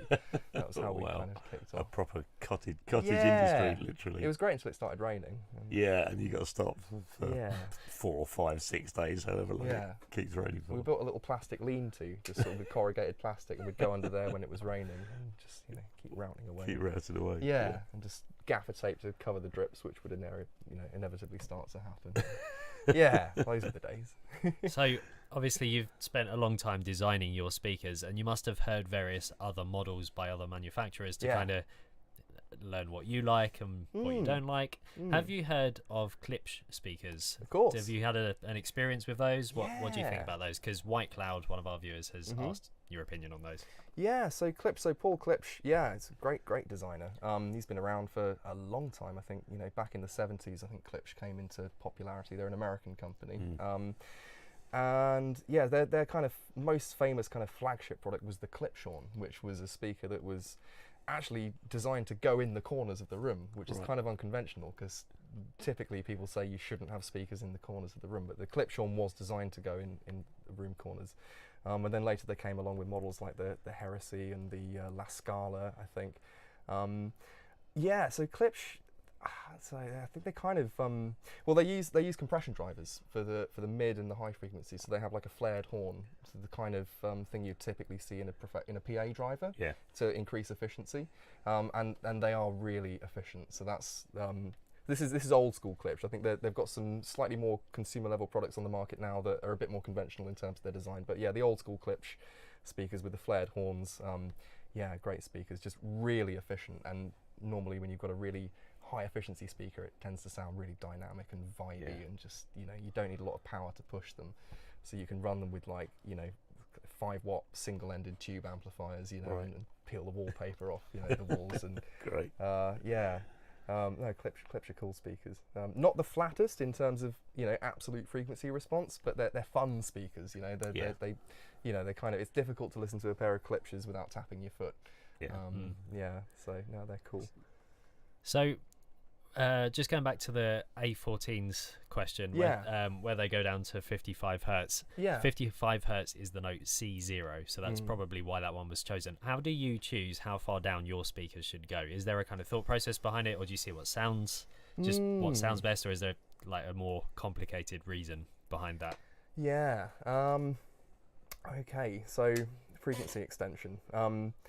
I think the form kind of tends to dictate the frequency response, basically, and this is why you have small speakers and big speakers. So inevitably a bigger speaker that has more cabinet volume, and in the case of a TL, a longer transmission line will extend lower in the bass. So originally I started with the K100 because I just wanted a big, full range, no compromise speaker that would just go as low as any source possibly could, so you could get that sort of 16 hertz organ note happening, the 32-foot diapason pipe or however long it is. I'm just going to get photos up so people can know what Yeah. we're talking about. Cool. So these are the K100s. Yeah. So you might even have somewhere in there a very early pre-production prototype of the K100 that was final project at uni. So yeah, that was just that like was supposed this to be like a no holds barred. Yeah, there it is. Yeah. Hello, old friend. Yeah.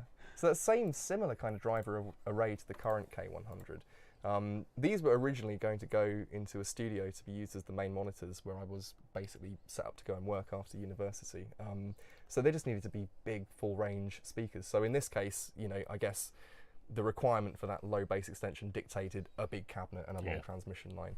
And then the K300 came next because people need near field monitors. They need small speakers that can sit on the meter bridge. They can get in between. Get sort of a nice,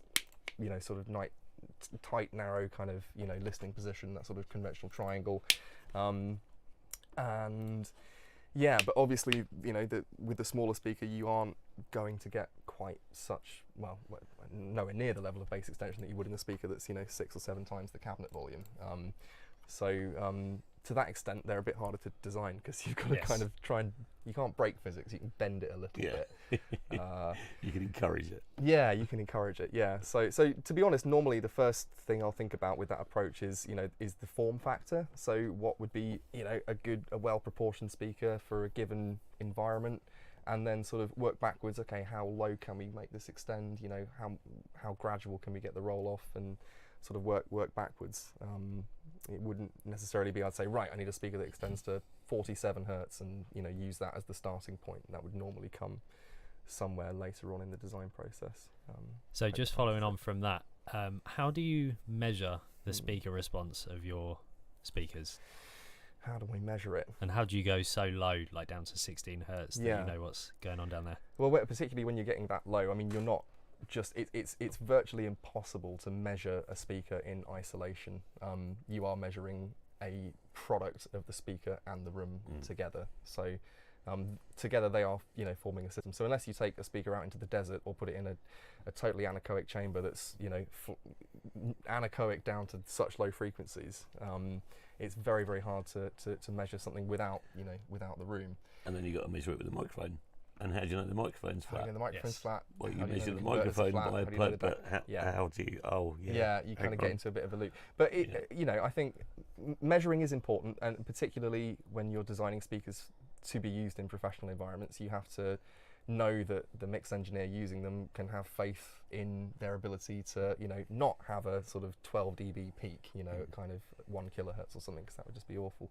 I'm quite open about the fact that I basically do the vast majority of the tuning by ear, using a selection of well-known test tracks, and I take them to lots and lots of different spaces, which I think is a bit more of a kind of real-world environment. There's a lot of speakers that are designed, they go in an anechoic chamber, and sometimes no one even listens to them until they've had 3 or 4 different revisions made, just purely based on what the graphs are showing.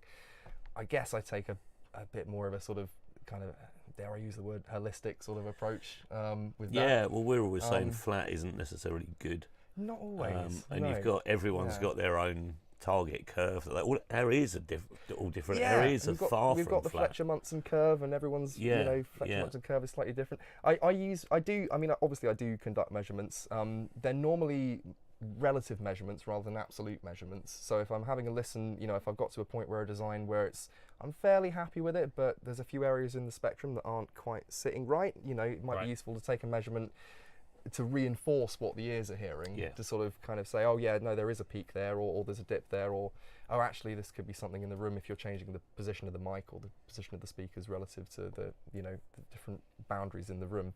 But yeah, so I do a lot of relative measuring to kind of reinforce the fact that changing this capacitor value has indeed flattened out this area of the response a little bit, or that changing the value of the parallel resistor in the LPAD network across the tweeter has pulled it down by the dB.5 that was needed.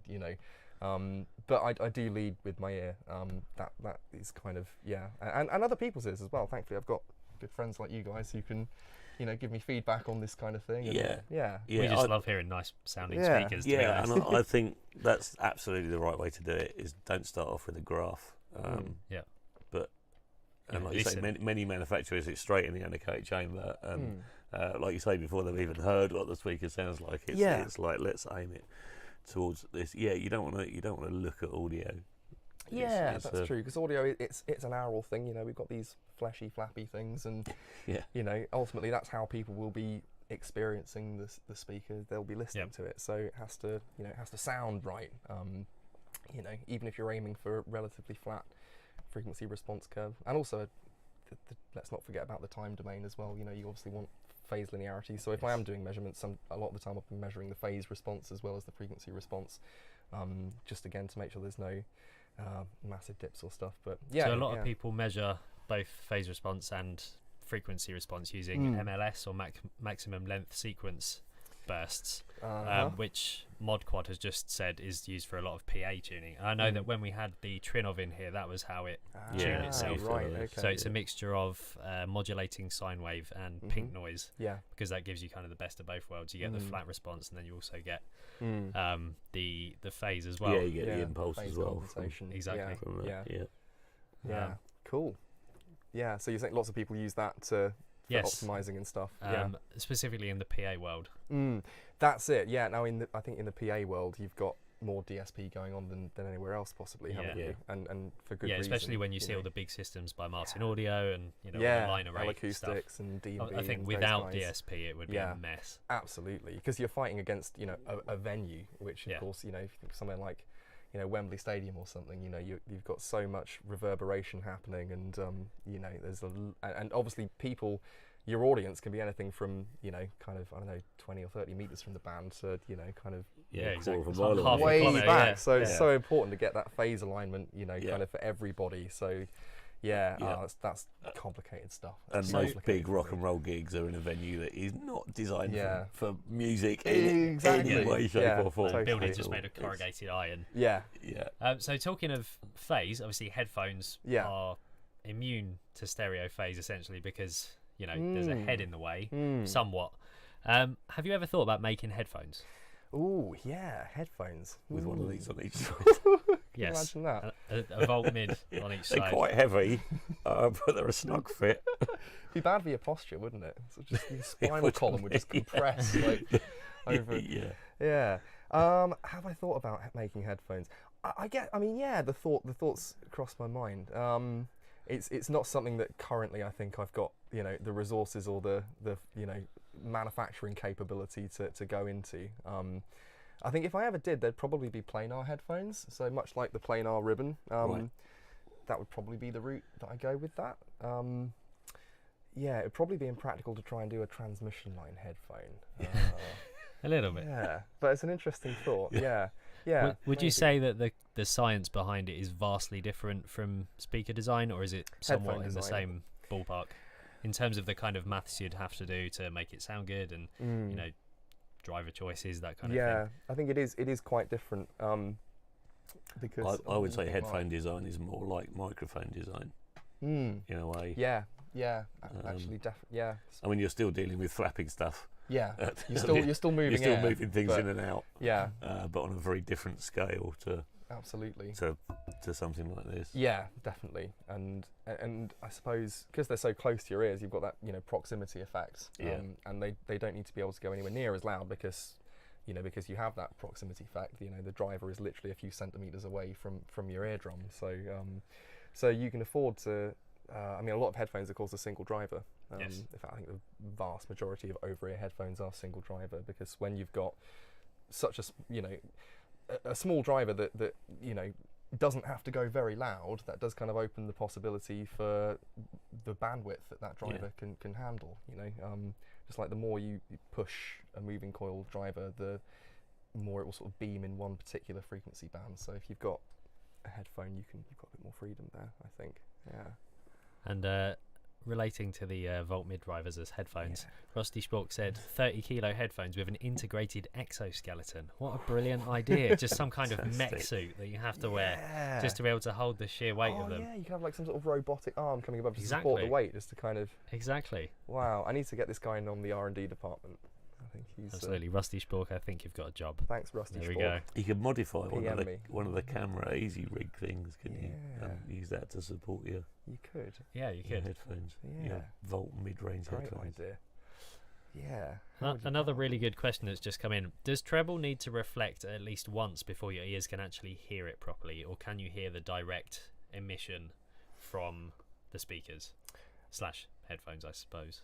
Yeah. I mean, I would say that the direct emission is preferable. You kind of want to cut down on reflections as much as possible. I would have thought that's kind of like saying you can't hear a sparrow unless it's in a room. Yeah. I think that there's definitely a case of you would hear the direct sound first. Absolutely. Because it's the most direct I would path. say you want to hear as much direct sound Yes. as possible. Yeah. And kind of as little reflected sound as possible. Anything that's reflected will then be out of phase to some degree as well because of the added smear the response in the distance. time domain. Yeah. And you're talking much shorter wavelengths as well, so that's going to add up very quickly. Exactly. That could create sort of confusion and which is why we always say the first thing you should treat in your home studio is your first reflection points, because you're going to get all the high frequency energy bouncing off the walls coming back, and it's going to be a mess. So direct sound is preferable. Because that is something that the Trinov looks at as well. When you go deep into the settings, you can see the kind of phase that's been offset by the first reflection, and it's often quite something. What blew my mind with that was that as soon as it's done its first measurements, its only measurements, it's about 3 seconds, which takes 10 seconds, it's nothing, and then it shows you on the screen where the speakers are. That is very clever. Cool. It's like, and it like one slightly off. Yeah, like half a degree. Yeah, we moved an ATC, didn't we? Because it was like 3 degrees off. Yep. Wow. That's how accurate their measurement microphone is. Amazing. It's pretty crazy stuff. Oh, is that the one that looks like Trident's fork? It's exactly. It's the little 3D. They're cool. Yeah, it's a really interesting. Incredible. They're the real wizards. The guys designing that. It just blows my mind. Yeah. Yeah, it's all to do with the fact it's got 4 microphone nodes, gives it the time difference between each so it can node. work out relative directivity and phase. And even then, each microphone is calibrated, because no matter how well they can engineer the capsules on that microphone, each one's still microns different. When they calibrate each microphone, and then you get that profile on the USB stick, which goes in the box to tell it which microphone's plugged in, and then it's pretty high tech stuff. Which makes you think, well, sonar works. You're holding a microphone with your hand and doing it 40 times in different feels a bit more positions. primitive, doesn't it, by comparison? It's not quite. Not quite as I mean, good. people have said to counter that point, you can just put the mic on a stand. Fair enough, but there is something to be said that although you're paying slightly more for the Trinov, maybe there's been much more R&D that's gone into that physical measuring process. It's the only room correction thing I've heard where I've gone, initially, I don't like that, but then once I actually started working on it, it was like, right, okay, no, actually this is worth £5 grand. It took some getting used to, for sure. just because it sounded so different from what we're used to. Not massively different. No, you know, not in terms the of speakers sound good. they still sounded like the speakers, Yeah. but it was the stereo imaging. The It phase. was phase coherence. the detail in some of the vocals in Yeah. in some of the tracks was, and the main thing was it did honestly shave between 3 and 5 hours off my day. Wow.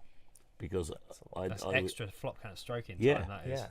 I was working so much faster, still getting the same results. It wasn't affecting the end result really at all, but I just got to that You're getting end there result quicker. much Yeah. faster. Yeah. Wow. They're really effective bits of kit.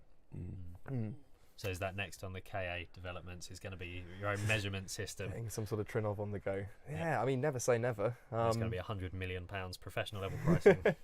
Absolutely, yeah.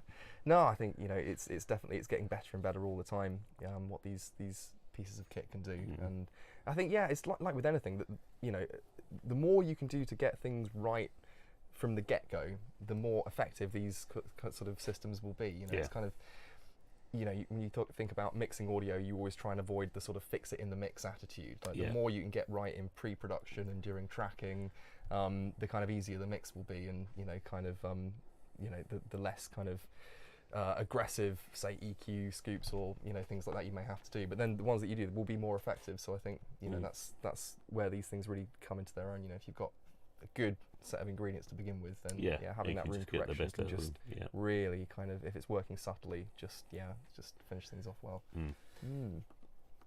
When you're measuring your mics, what do you use? What not your mics, measuring your speakers. What do you use? Like software mics? What kind of combo are we looking at? It's fairly uncomplicated. So I have a sort of, I wouldn't call it a semi-anechoic space, but a well-treated room that and I would put the speaker into, and it's not a room I'd necessarily do listening in, although sometimes I do measure in the listening room just by putting a omnidirectional mic in the listening position, and a fairly inexpensive DBX small diaphragm omni test mic, because again it's mainly relative measurement I'm doing. I have experimented with other mics, so funnily enough I've got access to a nice pair of AKG C414Bs, which is one of my favourite mics. I love the 414s. Tasty. Yeah, which probably have not such a flat response. Yeah, you got a bit of a mid-range. That's right. Yeah. Peak in those. Exactly, but I think as long as you're taking that into account, and again doing sort of relative measuring, then as a microphone it has more, should we say, resolution. It can resolve a bit more clearly, and obviously it's a larger diaphragm as well, so perhaps more effective at the low frequency, like picking up what's happening in the bass as well. And then in my workshop where I make the speakers, we give every speaker that goes out the door a couple of measurement sweeps just to check that it sits against our house curve for each speaker. I mean, that's not a particularly, as you guys have been there, it's okay, but it's by no means a acoustically sort of treated space.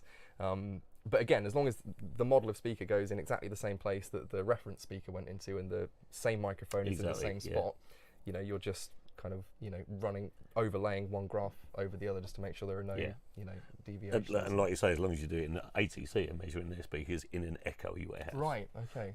But you use the same spot in the echoey warehouse every time, and then as long as those graphs match up, you've got a matched. Totally. Yeah. You've got a matched system. That's it.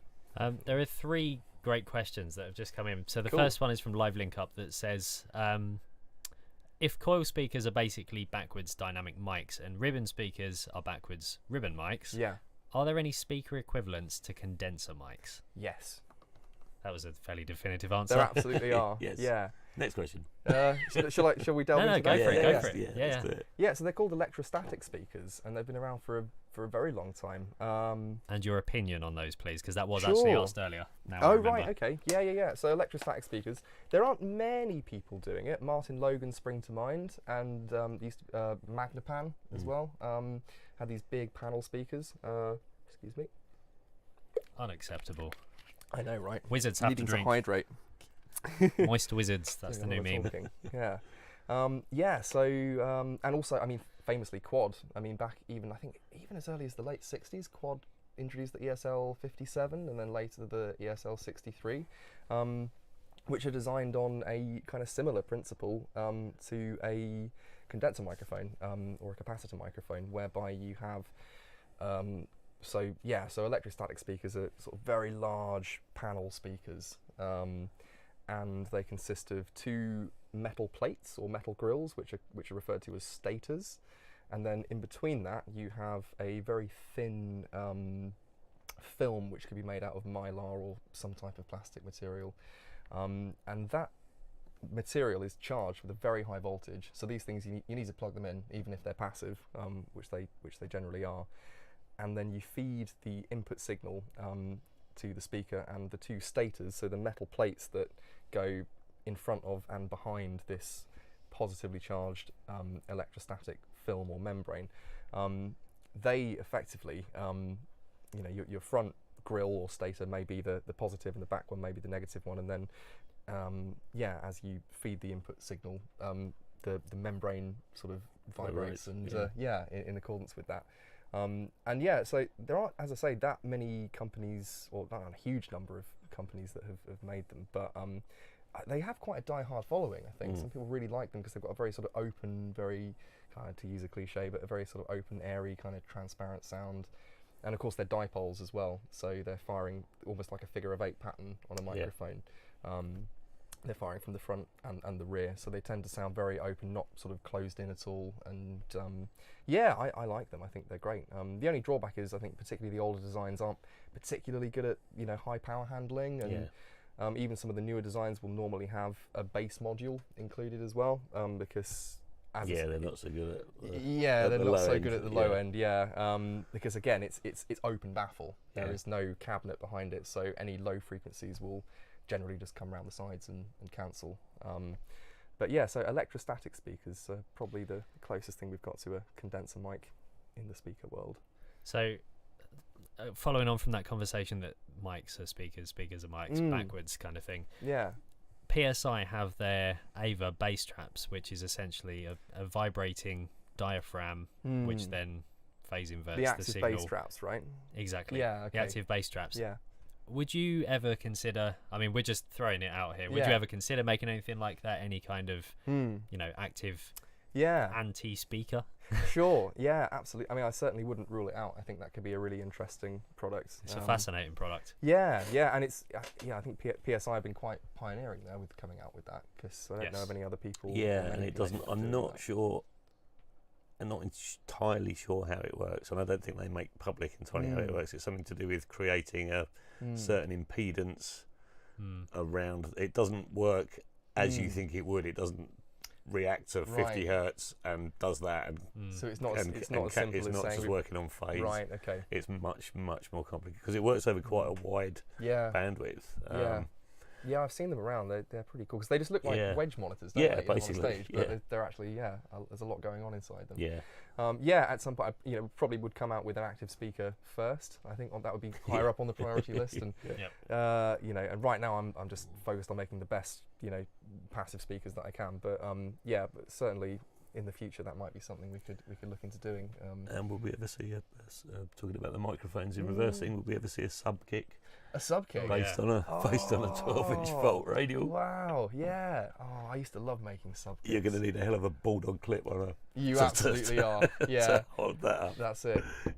Famously, you'd always see the NS10 driver being used as a sub kick, wouldn't you? But when I was at uni and doing lots of recording and particularly drums and being a drummer, I'd always any excuse to throw some mics up over a kit, and obviously I had a garage full of speakers, so I'd do lots of experimenting to find the best driver to use as a sub kick, and I ended up on using a Rogers driver from a model called the LS6A, and it had the old BBC ones. Yeah, that's right. Yeah, and one of the first to use a polypropylene cone. Yeah, and that worked great as a sub kick. We used to use something out of a pair of Westlake. Yeah, I get the feeling it was something like an 8-inch bass driver. I'm sure it was 8 is or a 10. good size for a sub kick. Yeah. Was it an Audix? I think it was an Audix bass driver. It may well have been. But that sounded great, and I think that had a polypropylene. Really added something. Absolutely, yeah. You have to pad it a lot on the way in. You do. You need a preamp that's got you can roll 24 dB off Yeah. of it immediately. Otherwise, you're going to be straight in the red. Yeah. Exactly. But every time I've done it with an NS10 cone, I've left it in the cabinet Yeah, and just gone straight into the. Why not? Yeah. Yeah, just bypass the crossover Sure. and gone straight I used into to use the. an old cymbal stand with the top bit missing, just cable tie the driver on. And Yeah. Oh, great. So, fun. talking about small speakers, have you heard, Mm. however we pronounce them, focal speakers? Focal, Like, have you heard? British. Because we bought Yeah. some Alpha 65 Evos a couple of weeks ago. Yeah. Have you heard those ones or any of the other, maybe the bigger focals? You got some in your car, haven't you? I do actually. Oh. Yeah, I got the Focal Flax drivers in. That's my how you car. know you're a true sound speaker designer. Yeah, it's funny actually because I put them in the front doors and the tweeters as well, and I've got some for the back doors. But just putting the ones in the front doors upgraded things so much that I've become bothered with lazy the and just not rest. bothered with the back That's ones. But I brilliant. will do that. Yeah. Focal have made some great speakers. Yeah, I think the thing that they sort of pioneered was the inverted beryllium dome tweeter.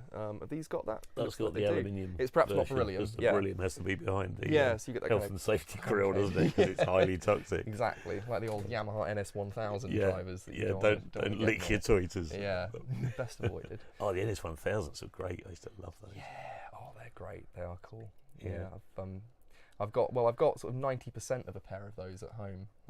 Have you? Yeah, they need What's the they 10% that's They need a missing? new woofer. Oh, right. Yeah, they're not actually mine. They belong to a mate of mine, and I've just had them for years. And I keep, think one day I've got to get these set up and give them a go, because they are just incredible speakers, just so ruthlessly revealing of whatever comes into them.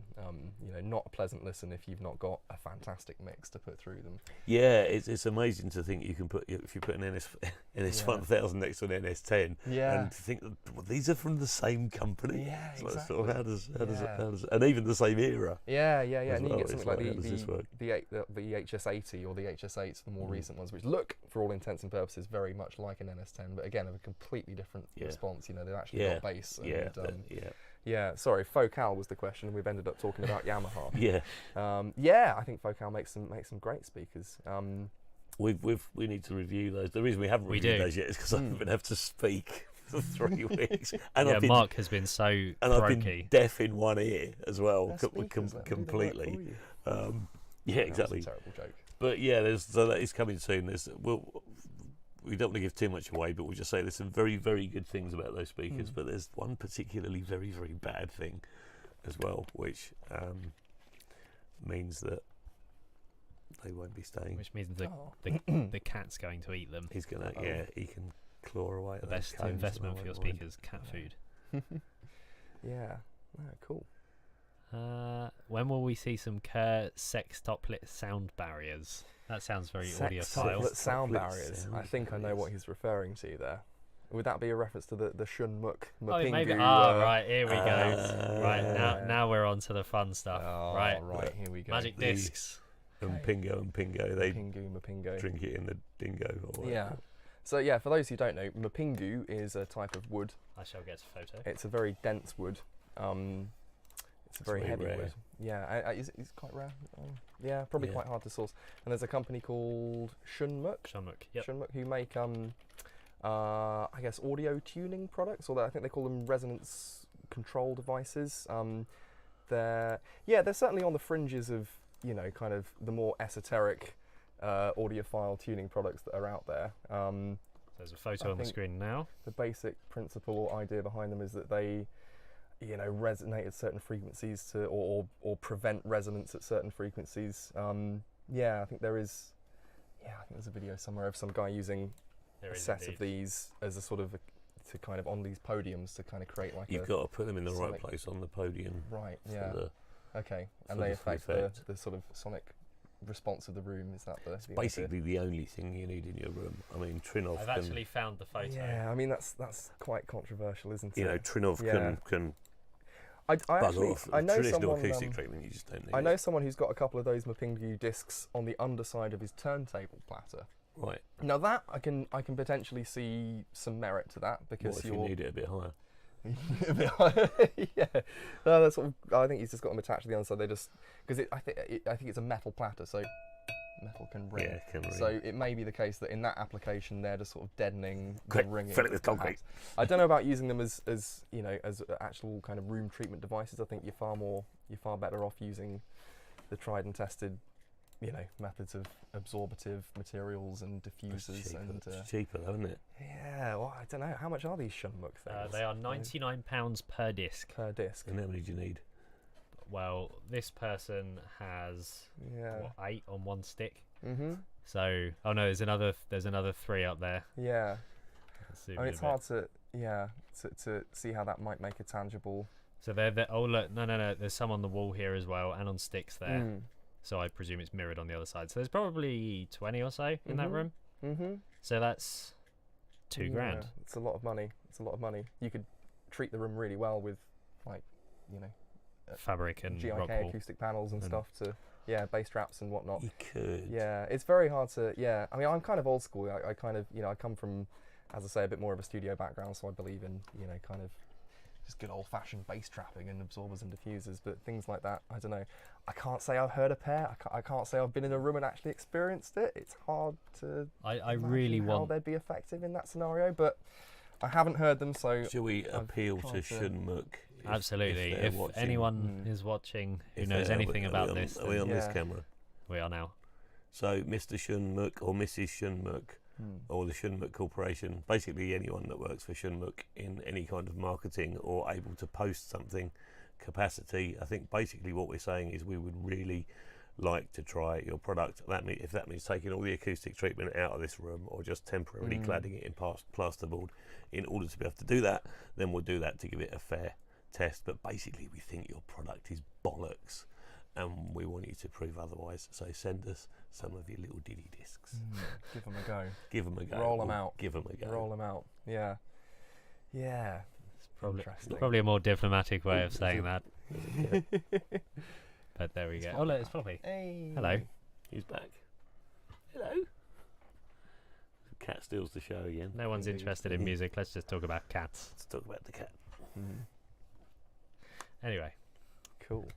so How are we doing? we've actually been going for 2 hours. Have we? Really? We have. Right. Blimey. This is a fairly standard event on a PDP live stream. It's like, Yeah. oh, we'll Yes, just do a nice short yeah, one. We'll do an hour. And then 16 hours later, we're still here. Yeah, this is Yeah. great fun. Cool. So, No one's had to go for a week yet either. no, Mark's I been for did 1 have a week. quick one when Oh, I you went out did? and had a coughing fit, Oh, but fair enough. only as a just in case. Mm-hmm. It's the emergency kind of precautionary wee. It's got to be done. Yeah.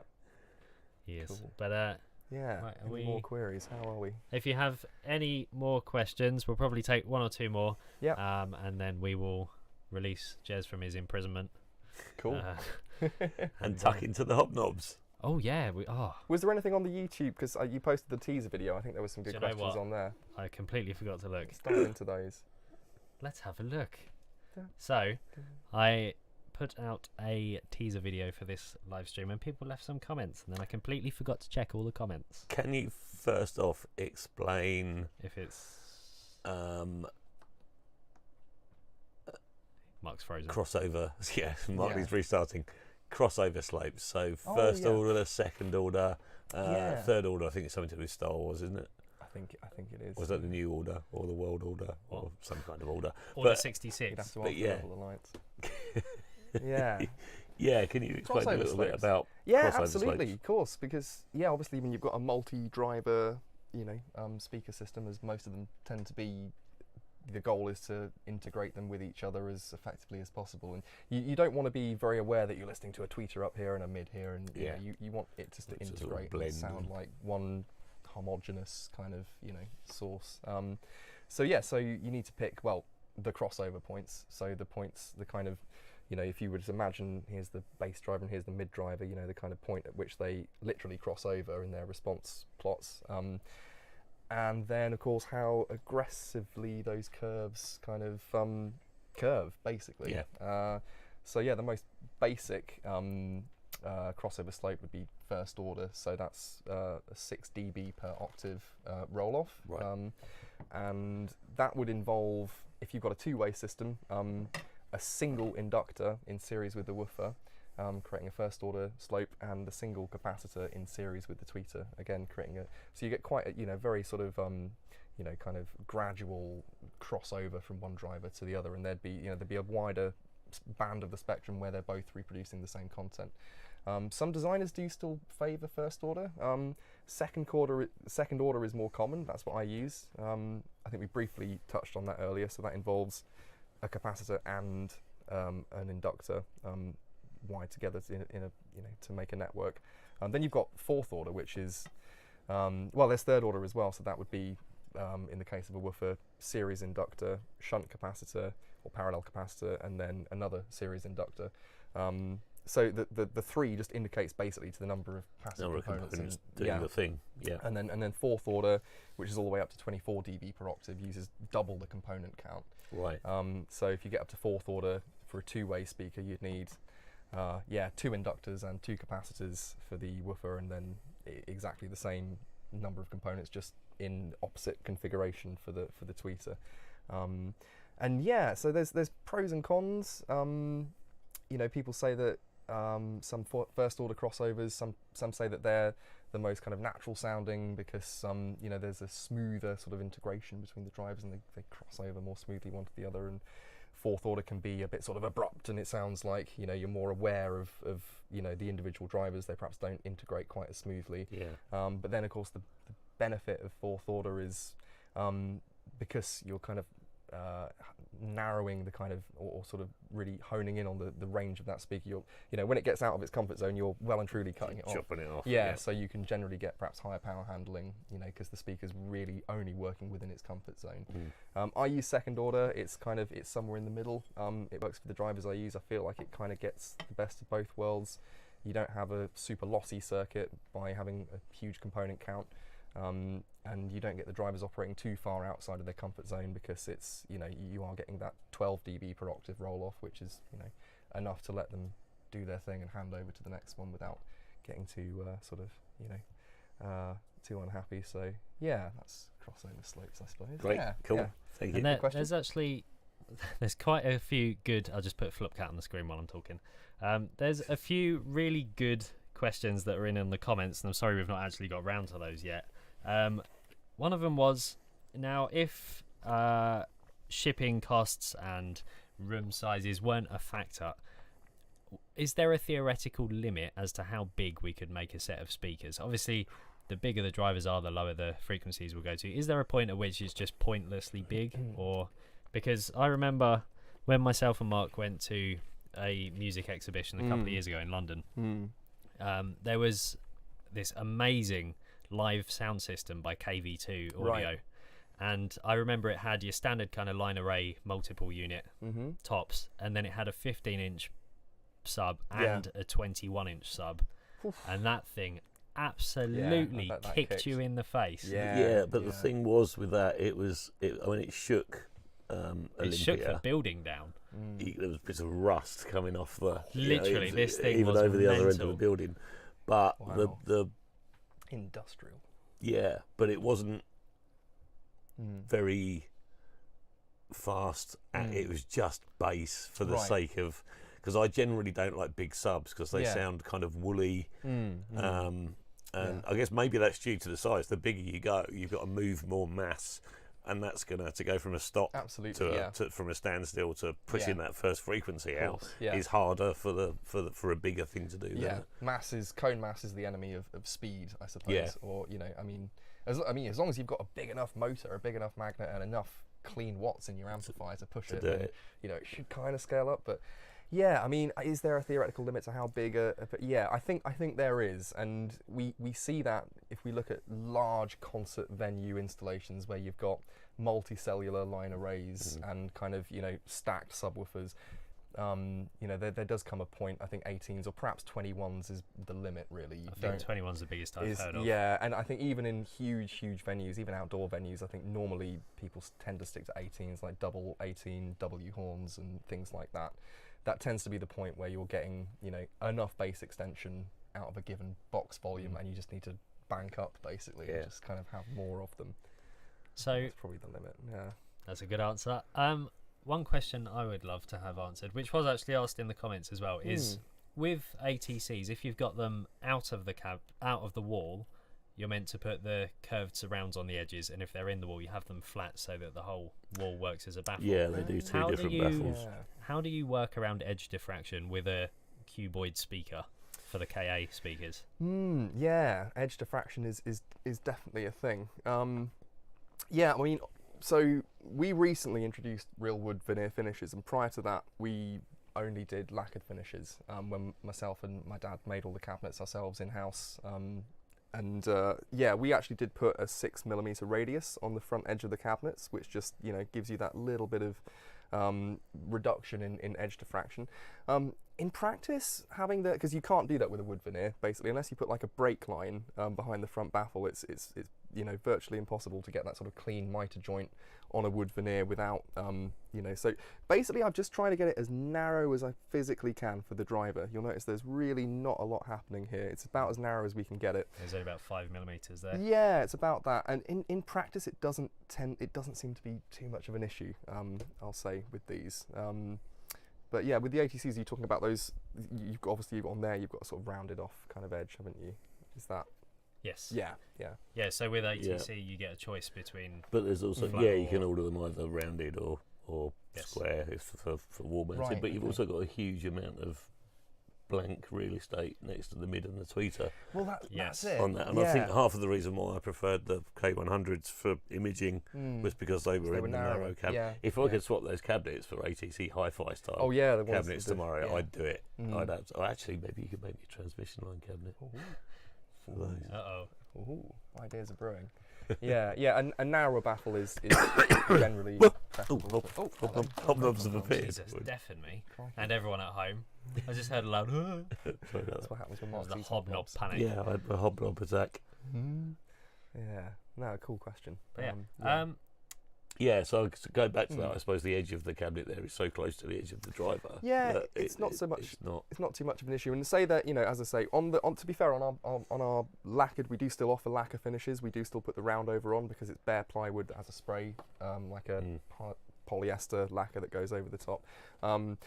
You know, can't really tell a difference, to be quite honest with you, because it's a very small round over. And if you think about the tweeter, you know, that distance is, you know, having a little round over at the edge isn't going to make a huge difference when you've got that area first. And these obviously do have a bit of a wave guide on them anyway, so that's sort of helping things along.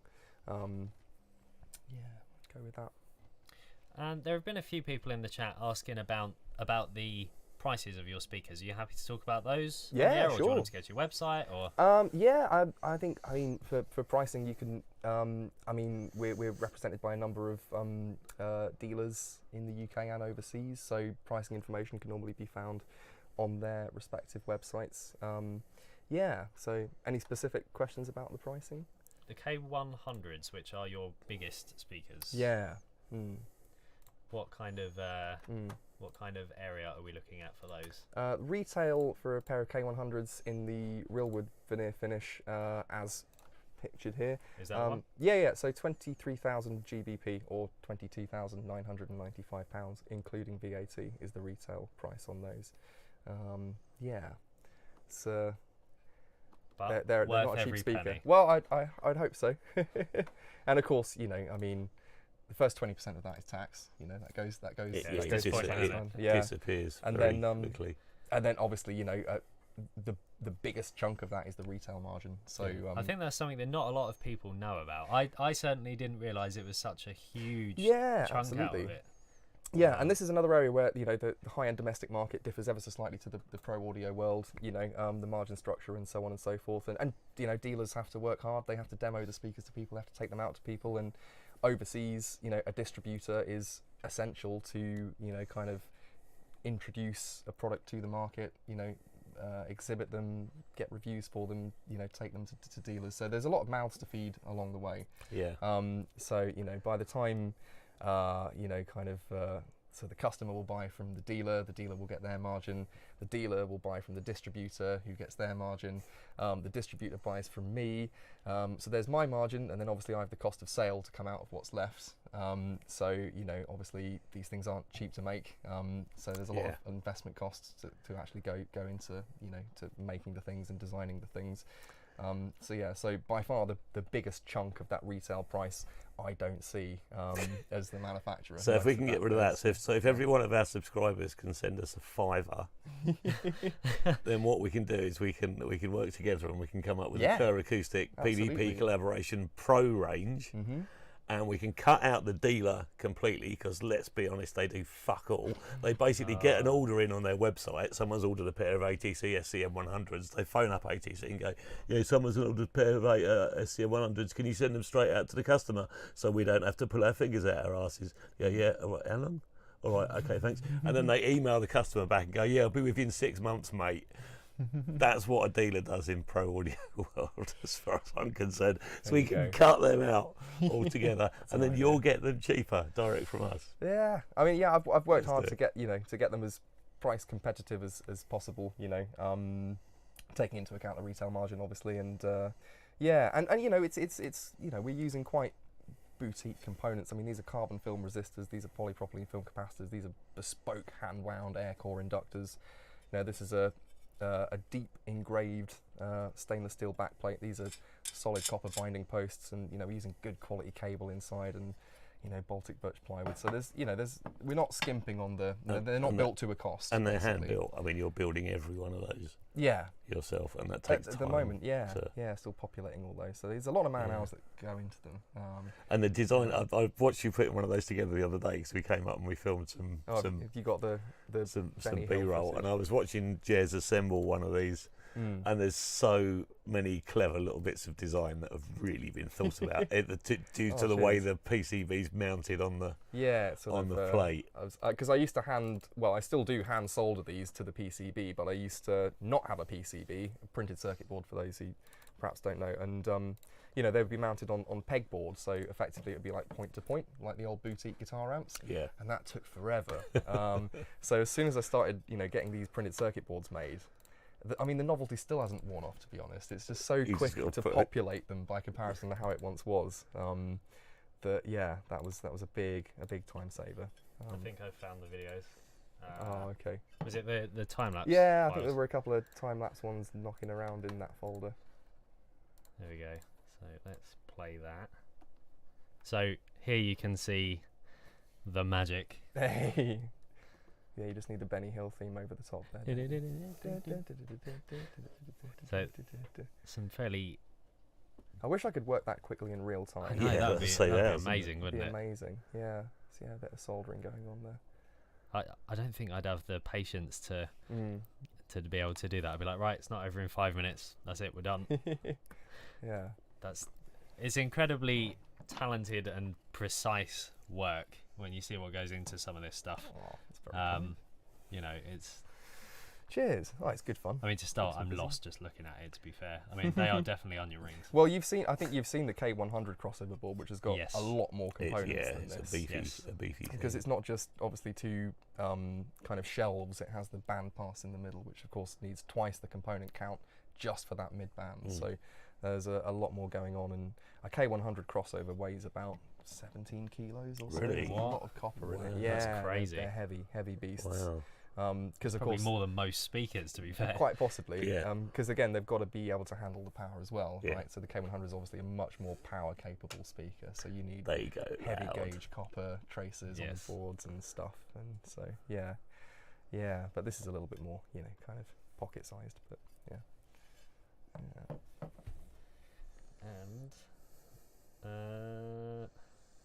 yes, I think some chap had a question about concrete underneath the speakers or something. Yes. That's a good question. From memory, it was something like, should you use a concrete base on your speakers? Well, preferably set concrete. I think that tends to work better. Yeah. Speakers aren't that good at swimming, to be fair. They do. Yeah. That's a good question. And so we've talked a lot about room acoustics and the interaction between the speaker and the room in terms of the airborne frequencies.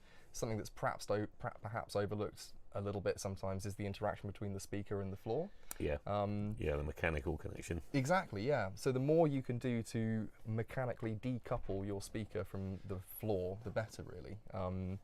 And concrete is I mean, that's a reasonably effective way to do that, because obviously a speaker cabinet that's wood will resonate a little bit, and if you've got wooden floorboards, it's a similar material, so it's going to pass that vibration through. So the more you can do to interrupt that mechanical energy transfer, the better. And yeah, concrete's a good cost-effective way of doing it, because obviously concrete's very inert and it's very different in terms of its sort of characteristics than wooden floorboards, so it's going to help interrupt that. You've got ISO Acoustics, DMSD, Townsend Audio, who make really good isolation products. My favourites being that we do actually offer a shout out to Townsend Audio, who make a superb custom isolation podium for our K320 model, which isolates down to 4 hertz. Wow. Just totally interrupts any That's energy crazy. transfer from the speaker into the floor. And they make such a difference. I was just like really genuinely blown away the first time I heard the effect of that, because it just, because you're not getting any of that reflection back from the floor up into the speaker either. It just kind of stops dead. And yeah, particularly if you've got a concrete floor, you think of concrete floors as being better, and to some extent they are, but of course then if you've got vibration going into the concrete floor, that's then getting into the walls as well, the whole room is suddenly... That's why a lot of studios that are built on concrete bases, those bases are floating, and it's a separate base for each room. Yeah. So there isn't a concrete slab that goes right the way through the whole building. And even if you buy a flush mount pair of SCM 200s or 300s from ATC, they send you out like a booklet of instructions to show you what you should put the speakers on when they're going on the wall, and it's basically layers of concrete block and sort of heavy paving slabs, big thick concrete, and then the stuff that they put railway sleepers on to absorb the so it's sort of sandwiches of that, and that has a similar thing. It stops the vibration. There's another benefit as well. It's more neighbour friendly as well. Exactly.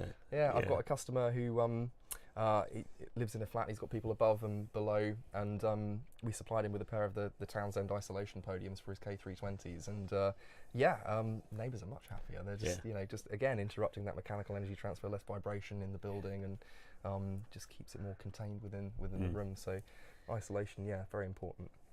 So I imagine shipping costs would be somewhat prohibitive to this, but what about a speaker that's got some kind of concrete base built in? So like the manufacturer decides how transmissive the lower part of the speaker is going to be to the floor. Would that be a thing, or would it just be too expensive and heavy to ship? Maybe if budget wasn't a thing. Possibly. Adding mass is generally a good thing, particularly if it's the bottom, because then you're lowering the centre of gravity as well. Yes. They'll never be able to be knocked over. Exactly. Yeah. Totally. Yeah. I think there's maybe some. There are speaker companies out there that do, partnering podiums or bases or plinths, as they're sometimes called. Like the ATC ones, I guess. Yeah. Exactly. And I think that's kind of the objective, really, is to help to isolate them and just stop it, transferring and getting that reflection from the floor back up again. Someone said, who was it? Nick Stride said, "How much is the Kerr PDP speaker gonna cost?" I don't know, 4 flop coins. Ooh, I don't know. Flop coins. We've not even designed it yet. Cryptocurrency. Depends how many of you send us a $5. Oh, there we go. So, that is the answer. TBC. Yes. Right. I think we've covered the bases. I think we've covered the entirety of speaker design here. So there's one question left to ask. Okay. And that is, what colour pants are you wearing? Oh, not this one again. What colour pants would you never wear? To take them off. Hang on. Oh, he bloody is as well. Oh, Jez. Blimey. Oh my God.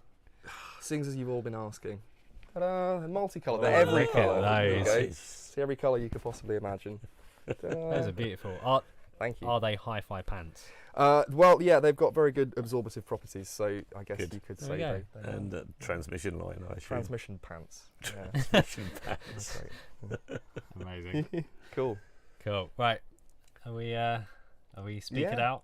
I think so. Thank you very much for coming down. I'd like to thank you guys for having me here. It's been great. It's such a pleasure. Like, I'm obviously always watching these live streams. It's weird being the other side of it, but it's been such a blast. And I'm really grateful to have you guys as supportive friends. And well, as soon as I first heard a pair of your speakers, I was like, oh my God. Oh, and we just got those as well, hadn't we? Yes. And I was like, not sure I did the right thing. Oh, well, they're great. They are great. Superb speakers. But there are several products where some mastering projects. I told you the other day some of Brian August stuff I've been doing, all his back catalogue.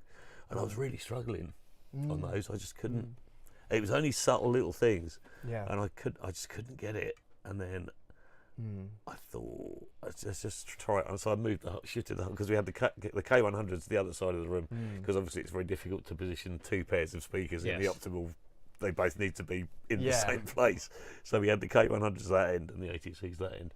So I just shifted the whole I just turned everything round, got in the right position, pressed play, and I was like, oh, I know exactly what to do with that now. So sometimes you just need a different flavour, don't you? You know. Yeah. And I'm sure on the flip side, there could have been a project where you're working on the K100s and something wasn't quite clear about what, and you'd flip to the ATCs and then you'd be, now I can see. Now so it's just, it's good to have multiple pairs of speakers.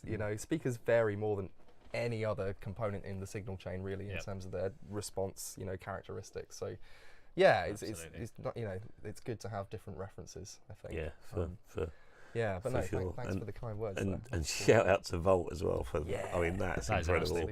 This is, I love that so much. That's just amazing. And the question is, will we have those in our speakers? Because White Cloud has just donated and said, I want the first pair of PDP Kerr K69 420s. Thank you. We will absolutely have this. It will more than likely. Maybe 2 of them per speaker. Like a sort of MTM kind of Dapalito array. I don't know. Ooh, now it's or just talking. a line array of the we're getting. Or we could do a Bose thing. We could have 12 of those firing backwards. Oh yeah, the direct reflex. And then send out each kit with an acrylic mirror, and you just put that behind the speaker. Absolutely. That's just one of those. And sweeter in a bonus going forwards. Excellent. Cool. But thanks again for sharing your thank you guys. Magic and thanks to everyone knowledge. For their great questions. There's been some really great questions coming in. Yeah, cool. And happy to answer anything that you guys haven't thought of. I know sometimes you do a little follow-up sort of question and answers. Yeah, so we do indeed. So if there's anything that hasn't been answered, or if you think of anything in the middle of the night that's keeping you awake, speaker related, of course, send it on the dedicated. Not pants related. Send it on the dedicated chat that I made on our Discord do thing, and we will do our best to follow up with that. Not follow through. You don't want to follow through. No. Talking of which, can we have a wee now? Yes, we can have a wee. So Oliver can zoom in on Floppy. He's snoring loudly behind me. Oliver, do your camera magic. We can end the stream on. Wait, we'll let. Just it. On Mr. Flop. Hang on, he's just adjusting the camera. On the crab. There's the Floppy. And the crab. Is it an acoustic hi-fi crab? Yes. Of course it is. Good. Okay. Thank you very much, everybody. Thanks, everyone. Thank you, everyone. Doing all the fun, talky type things. Thanks again to Jabberwiki for a second donation. It's very kind. Much appreciated. He's given us a little happy LOL sticker. Hey. Thank you very much. Lovely to see you all. And we will speak to you soon. Bye. See you later. Like, subscribe, ding the ding dong.